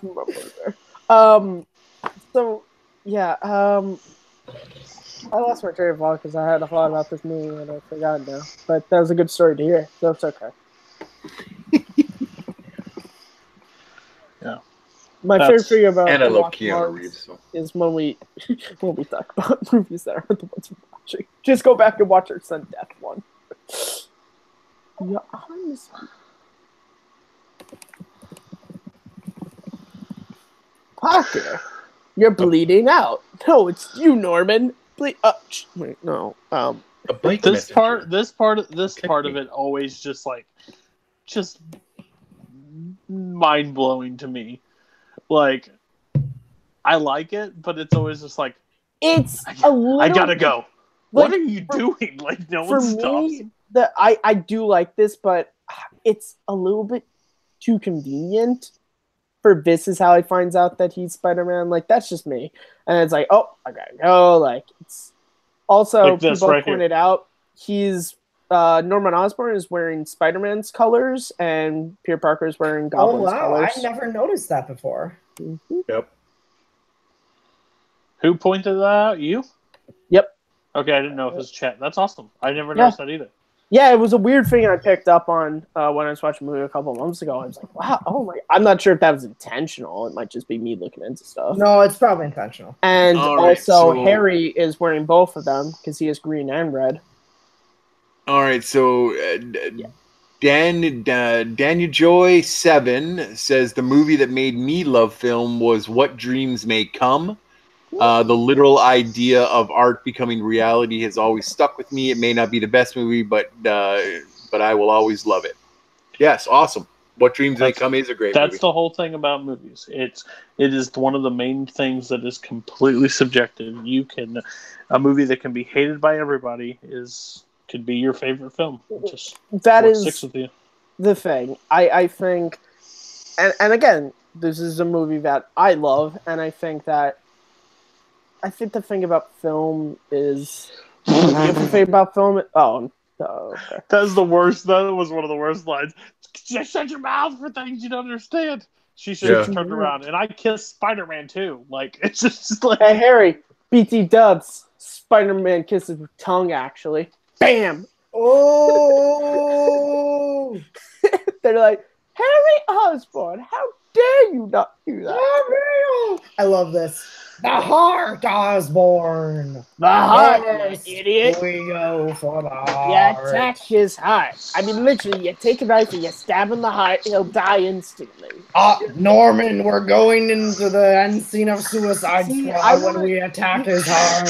You know what? I want this movie from the perspective of Norman Osborn's butler, where he's just standing there watching him, like, crawling on the floor, and he's like, okay, this is the scene that I ran away. He was a Yankee fan. I don't care. I ran away from my family's viewing of this when this moment happened. I could not deal with it. Uncle Ben, I don't like as much anymore. He's a Yankee fan. Disrespectful. Also, as a Queens native myself, how dare you be a Yankees fan, not a Mets fan, Uncle Ben? I don't like you either now. Because Mets fans are like the lowest of the low. Well, even Mets fans feel bad about Mets fans. Let's give credit where actual credit is due. That Toronto Maple Leaf fans are actually it's 4 games into the season and they already think they're going to win the Stanley Cup. So all I'm going to say is Brewers are making it to the World Series. They better, so we can take them in 4 games. I'll be happy with that. I'm going to one of the games if they make it. Are you? Oh. I'll fly. I'll fly. It's not that far. I can't go to one thing, so I might as well use it towards that. Oh, we got to timestamp this video, Cody, right there. I'm using that against you. Dirty dog. You're send it to a certain person. Yeah. I have no idea what any of these dials mean, but I'm going to stare at them like it means something.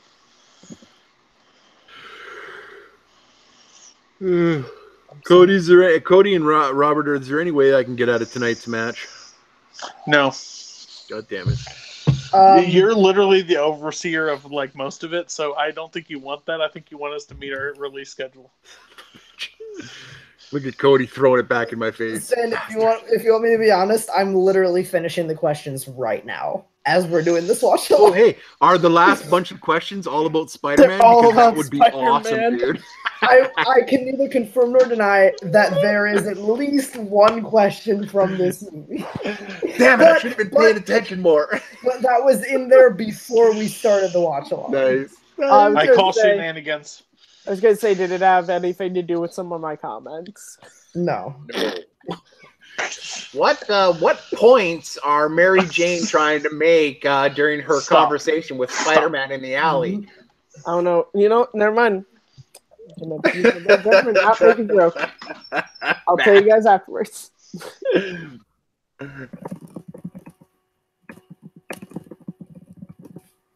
Okay, Peter's a dummy here. What you should really do is, listen, he's such a dick. You should really want to date me, not him.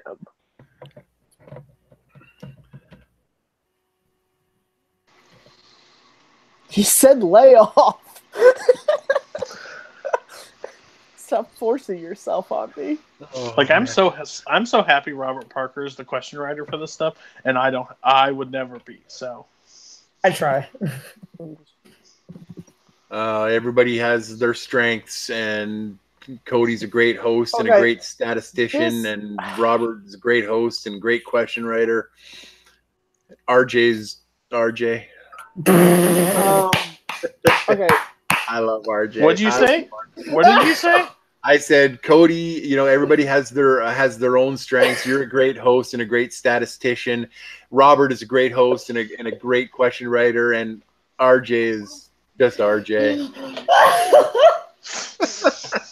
Okay, this moment coming up, I've always had a problem with, which is it's when she touches his hand and Harry comes in. It's like, dude, his aunt was just like attacked in her home. She's in the hospital. She's comforting a friend, you dick. Yeah. Like, I don't know why like I they was were salty about making that. out or something. Like, Or were they? no, he clearly sees that. Oh my god, just. Ugh. I love RJ, by the way, back to that. But during our during it, he goes, I'm going to be honest with you. I don't do all that talking to you guys, promo stuff. We're just going to get in and out. So here we go. I was like, okay. All right, RJ. So he's just like, I love RJ. He's like, how you feeling? Good, great. How you feeling? Good, great. Let's go. They're just comfort, like she's just comforting a friend and he's just like, oh, they're definitely dating. That's true. That is actually kind of annoying. I'm like, oh God. Her eyes did not say comfort. I'm just saying.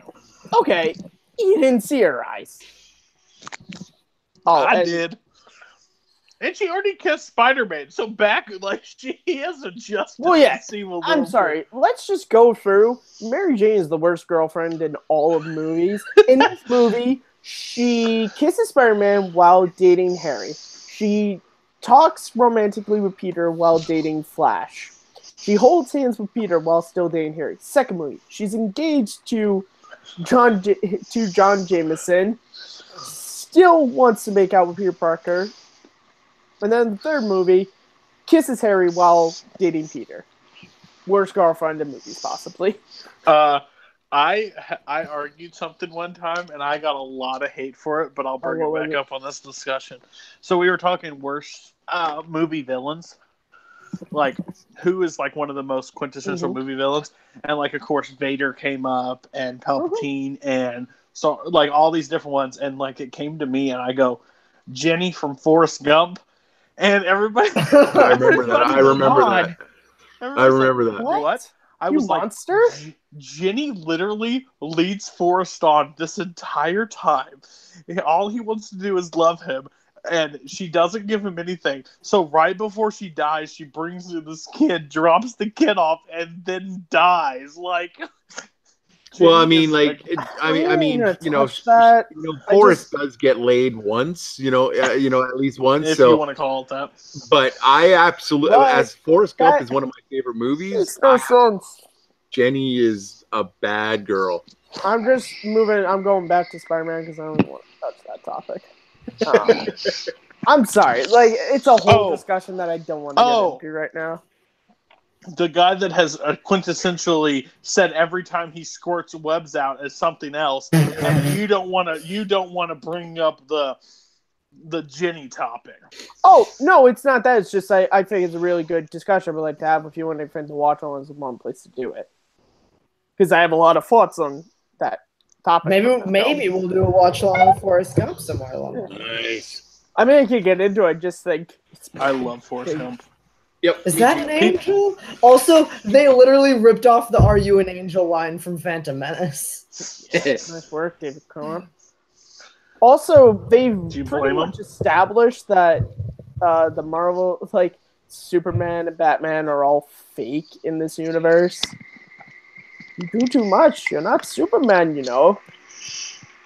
This is why Superman works alone. That's the hot take I have. I don't like Superman like at all. I'm sorry. Can you repeat that? I don't like Superman. I really don't like any iteration of Superman. I don't like the 78. I don't like Brandon Routh. I don't like Henry Cavill. I just don't like Superman. I think Superman is by far the most lazy and bland superhero out there. I'm so sad at this particular moment in time. Like, I'm not even mad. Like, my heart is actually broken in a little piece right now. I'm not mad. I'm upset. I'm just disappointed. Cody, I'm not mad. I'm just disappointed. You know what? I'm so disappointed. I didn't even remember the phrase correctly. Yeah, the dad just came out and said, "I'm not mad at you, Cody. I'm just disappointed." Like, if Robert said to me, he's like, "Hey, I want to do the 78," I'd be like, "Okay, we'll get you a panel that actually respects that movie." I'm not going to be on. Trust me, I would not make that a watch along for one of my picks. Maybe in the month of Matt. I absolutely love Robert Parker. We are almost you guys. This is the last time you guys will see me on Watch Along until I take it over, and I forbid either one of these guys from being on it. We won't. Right? So we'll take the month off. So all that means Superman 2. We're gonna do double feature Watch Along. We're gonna do Dick Tracy. Then we're gonna do Expendables 2. All that matters, Matt, is that now that we've heard this, after one of the next Rhyme and Reason episodes will be all Superman movies dedicated to Cody. Why can't hey, guess what? The next one? I respect you two, and I've watched both your episodes, but guess what? That's guaranteed to be one view down because I am not watching that. That's fine. One view down. I literally watched your guys' last one. I'm like, I really enjoy this dynamic of these two. But you put Superman, and you've ruined your own dynamic right then and there. Well, I'm not going to touch that. I'm not going to touch that because wish you would have brought it. You wish you would have commented on the Ginny thing now. So yeah, actually, can we go back to that? I'd rather talk about that. No, I'd rather talk about Spider-Man having I would rather talk about children and Mary Jane. What is that? I don't know. Sandy, you're not Peter Parker. Cindy, is that sex sounds? I need you to stop. I dropped something on my glass countertop here, and I'm just wiping it off. Okay. Oh, I just thought you were being a dick. No. So, sorry, we interrupt your viewing of Spider-Man to bring you Batman Forever. Kind of, actually. I never noticed that before. It is Batman Forever. Well, it's kind of Batman Forever. Kind of. I'm sorry. Bye, children. Bye, children. Guys, I'm 20, and she's... You'll understand when you get older. See? Well, sorry. But you see... You have to realize at that moment, still, they did at that. You don't really feel the connection that much. They've shared a kiss. I don't feel it's not there. Also, all those kids are only seeing him go after the chick. I'd be like, you did. What if the movie just cuts right there? Is him just running towards the kids, Mary Jane, and leaving the kids? You know what I want? I want it to be him running. He grabs Mary Jane, and then it just fades to black. You just hear, "Now the world don't move to the beat." And it's just like all the kids died. Goblin escaped, but it's okay. Peter and Mary Jane are still not together. It would have definitely been a totally different movie if he just goes and saves Mary Jane, and as the kids are falling down, he just like flips them the bird as they go down. Swear, this is the one ship that is definitely in New York's harbor at about 12 o'clock at night. Okay? I swear this never happens. Oh my God. It's never ending. It's never ending. Oh, okay. Guess who's not going to be on Spider-Man 2? Watch along. No, because Spider-Man 2 doesn't have really any moments like that. But, oh my God. Oh, God. Also, what time is it that these, like, kids are... like, what time of night is it that Mary Jane is in her pajamas, like, asleep? What? Why are you kids on here? Missed it. Missed it by that much. Ah, man, Peter, you don't know how much trouble you would have saved yourself if she missed that. That is one of the parts in movies that I can't stand the most, is when somebody drops and they end up catching themselves. The amount of momentum that comes with you catching your body weight, you would. I'm sorry. She doesn't weigh that much, but her wrist would really hurt. You mess with one of us, you mess with all of us. You mess with Spidey, you mess with New York. New Yorkers, we're the best. Are you? I got something for your ass. Look at that. You don't see Gotham do this, but we kick Goblin's ass because we're New Yorkers. Matt's right, because they do this again in Spider-Man 2 with on the train. You want to get to him, you gotta go through me. We're not scared. But that's the difference between Goblin as a bad guy and Dr. Octopus as a bad guy. Is Dr. Octopus is like really, really smart and has, right there. And so he's just like, yeah, no, if you want to get to him, you got to go through us. And he's just like, okay. And he uses one of his 8 arms and smacks them all around. I love this final fight because of how brutal it gets. Like, Spider-Man just gets done. Get kicked out of him. Yeah, because they know each other at this point. And it's fantastic. But you've chosen. I offered you friendship, and you spat in my face. I just don't like his, wails.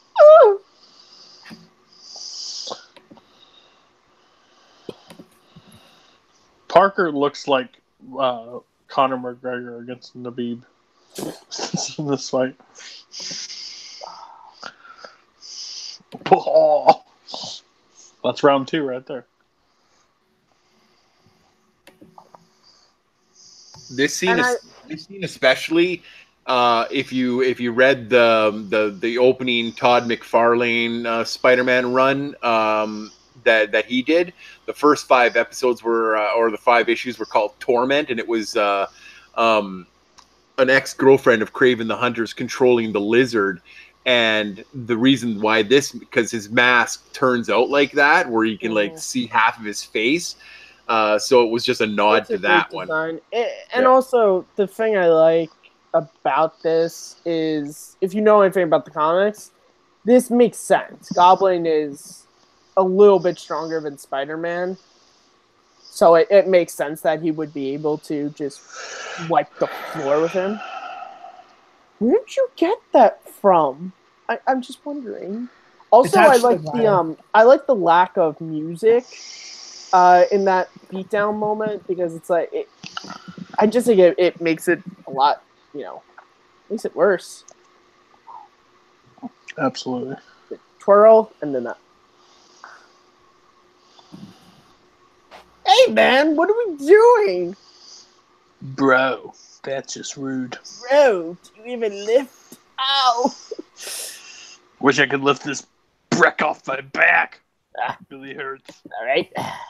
Just let me get my bearings, and I think I'll be okay. What? All right. I just want to add in the woman from the break going, "It's Spider-Man." What? At what? And bam.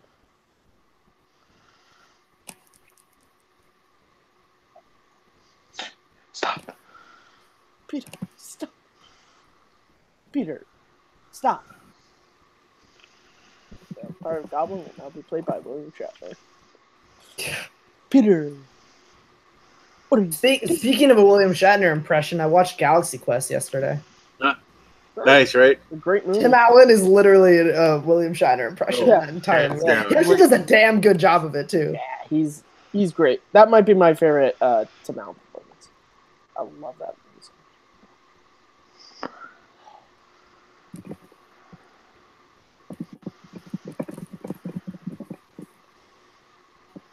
Don't you have a son?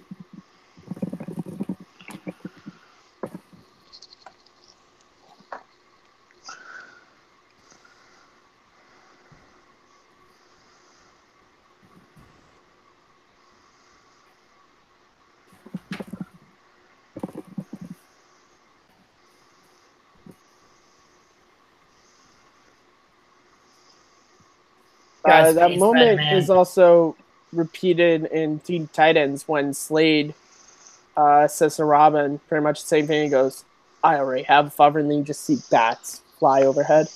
Oh. Uh-oh. Don't tell Harry. That's not gonna wash out too bad.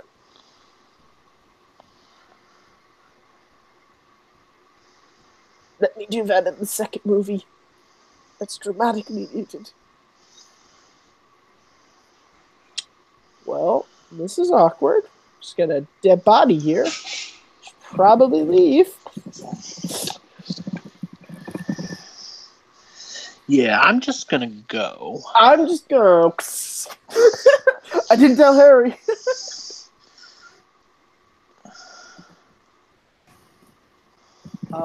I can explain.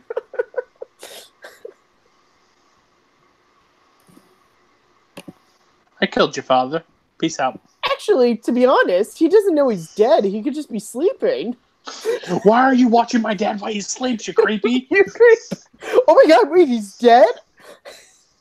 And thus begins the tradition of almost every Spider-Man movie having to end. Actually, every Spider-Man movie ended with a funeral, pretty much. Yeah. Or in a graveyard. I think Spider-Man 3, yeah. No, Spider-Man 3, he visits Uncle Ben's grave. Yeah, pretty much all of them. Man, wasn't it like Spider-Man just struck up a deal with graveyards or something? Good thing he's not my best friend, or else that would really suck, right, Peter?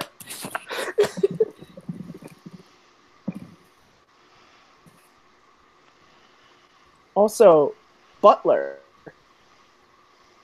Good.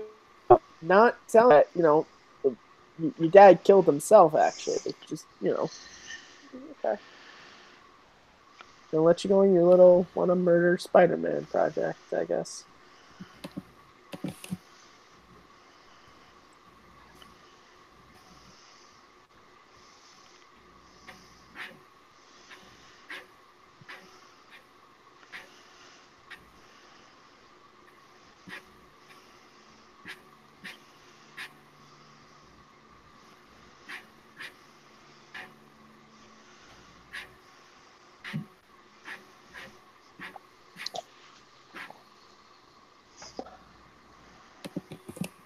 You almost done with them questions, Robert? Yes. Thanks for checking. Just making sure. Well, Yeah. I gotta read half of them. Everyone in the chat is just, they're very... Are you in the document right now? No. Okay. You didn't send it to me, I don't think. Yeah, I did. Incorrect. You sure? Yeah, Cody, Correct. You did. So Yeah. go back to your point from earlier. This moment, I don't believe that, like, when I was up there, I was going to die. I was thinking about you, Peter. I'm like, no, you weren't. I don't think you were. I think you were more like, what am I doing up here? Listen, you're a lion. No, I'm just kidding. Just he loses. Listen, I know you cheated on your boyfriend with Spider-Man. You told me. We're friends, remember? I am in the document now. I'm literally right. I have 2 more to write. Like, at what point in the movie has he ever made you feel that way? For any of your discussions? Why do you have 2 more? Where do you have them to write? In round 2.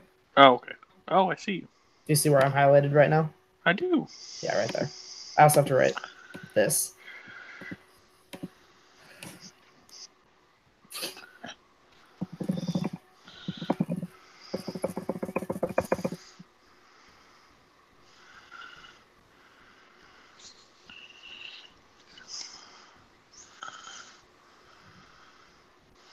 Kirsten?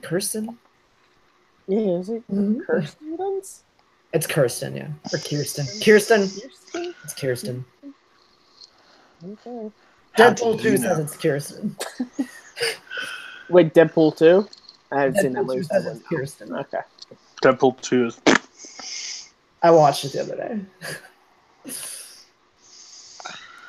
I want to just go on a rant show one day of just how much I despise Deadpool as a movie. You and Zach Ford can stand on that pile. Cody, it's called Go Live on the Facebook page. Yeah, I'd So rather we'll not. listen. You can do it. I'd rather not have the backlash that Deadpool is a better stand-up comedy movie than a comic book movie. I mean, I don't like the first Deadpool movie. I'll say that. I think the comedy doesn't work whatsoever. Oh, the comedy is better okay. in Deadpool 2? No, absolutely not. Definitely not. Deadpool. The comedy is it's all subjective. I have no problem with Deadpool as a joke movie, as a concept, or even the comedic beats that they go for. I just hate the praise that when I bring up what's the best comic book movie, some person always says in the top 10 it's Deadpool, and it's for what it did or because it was meta or blah blah blah. What did it do? I don't care. You know what else was meta? R-rated comic book movie. Kick-Ass was meta. Blade. Like, the whole thing was Deadpool is so cookie cutter of a comic book movie. Woman in danger has to go get that woman. Like, that's it. Yes, you are Spider-Man until Andrew Garfield is Spider-Man, and until Tom Holland. Yeah, you're Spider-Man for now. I mean, this ending is so classic. It's so good. The music, just the visuals. It's just, I don't even mind the American flag moment. I think it fits. Like, it's exactly what you want to see from a Spider-Man movie. From what happened a year before this, you know. Yeah. Just, I mean, that's a whole discussion you can get into as well. Right. Yeah, Kirsten Dunst. All right, everybody. That was Spider-Man 2002. I'll go around to everybody, get their plugs, but when you answer your plugs, just ask if it still holds up. So I'm going to go to my co-host, Robert. What do you think about Spider-Man after a revisit? I still love this movie. Honestly, I revisit it probably every 6 months at least, if not more often. I also watch movies at a scary rate. That's why you're my client. Yeah, I really enjoy this movie. Yes, we were talking about it earlier. There are parts that are dated. There is dialogue that's not great. Really bad. There's bad dialogue. There's effects that are dated. But as the story is constructed and as the villain is presented, I think those are the two strongest parts of this movie for sure. So I still really like it. As for plugs, you can find me on Twitter and Letterboxd at RBRTPRKR98. That's my first and last name, no vowels plus a year. Every Wednesday, you can find me co-hosting the Watchalongs here on Take 3 Productions, which is what you're watching right now. Every Wednesday at 8 p.m. Eastern, me, Cody, and Linus pick a movie and we watch it along. And you can listen to me on the weekly podcast with Zach Ford called Fireside Chit Chat. And yeah, that's about it. All right. Matthew Kearns likes a bad superhero, but is a great all-around great guy. So, Matt, what did you think about Spider-Man? And would it be better with Kurt Russell? Go ahead. Oh, well, every movie would be better with Kurt Russell. Oh, my God. Kurt Russell in this movie? He wouldn't have let lines like I hunch into the... By the way, did you guys hear Kurt Russell is playing Santa Claus? Oh, my God. I'm so excited for my favorite Christmas movie. This movie...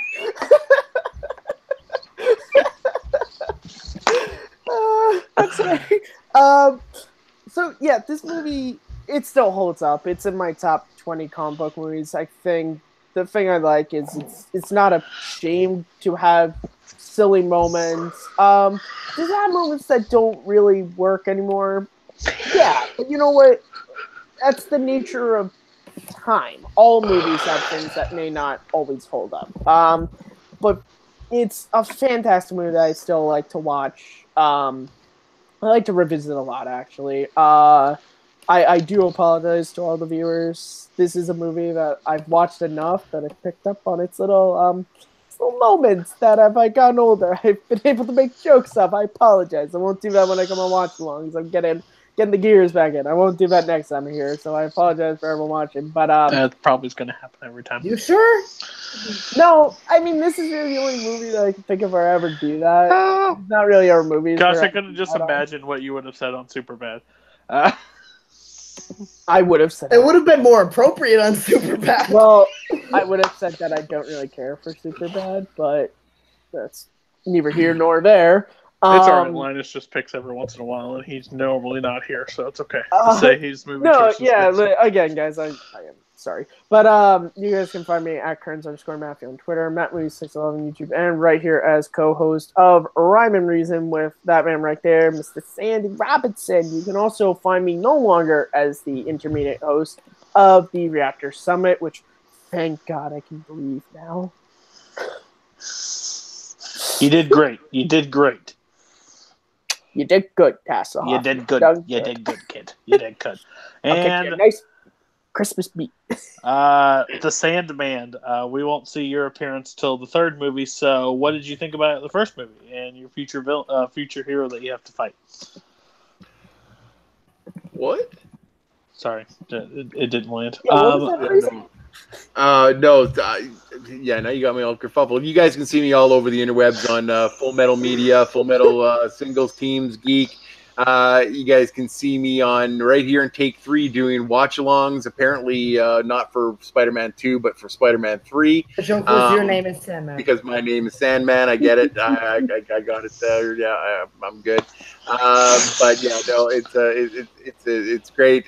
You guys can also see me doing watch-alongs, but Late Night with 3, I'm usually on, getting my butt kicked by somebody other than me for the title.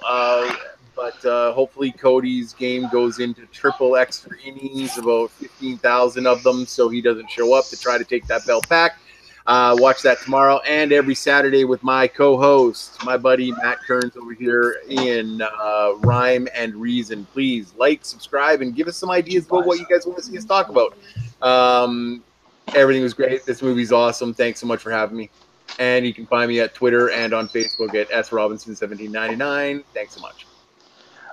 Didn't say that you're not welcome back for the second one. I just say you face Spidey in the third one, but it's okay. He said I'm not welcome back for the You're not welcome back at all. You're not welcome back till January, so you can take over. You can find me on Facebook at Cody Newberry. You can find me on Wednesdays with Watchalong. Next week we are watching. What did Linus say? I don't think he picked yet. Okay, well, perfect. Linus will pick and let you all know. Linus' choice. Because me and Robert will not be there. I may hop in at the end, but we won't be there because work. This is the first watch-along I've missed. The other one, they don't play till Saturday. So I guess you're going to pass on that.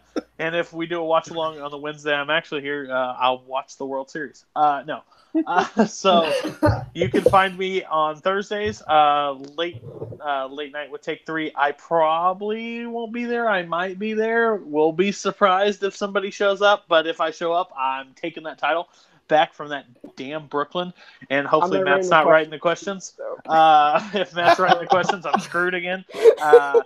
And you can find me with me, RJ, and Robert Parker. We are now I don't know what's the terminology for it, but we are helping run Geek. The crew. The crew. The crew for the we're Geek running. division. We're running the Geek League, which we got one after this. And you can find me sometimes being the angry green monster in the corner on Rankem and disagreeing with everybody's choice besides Robert Parker.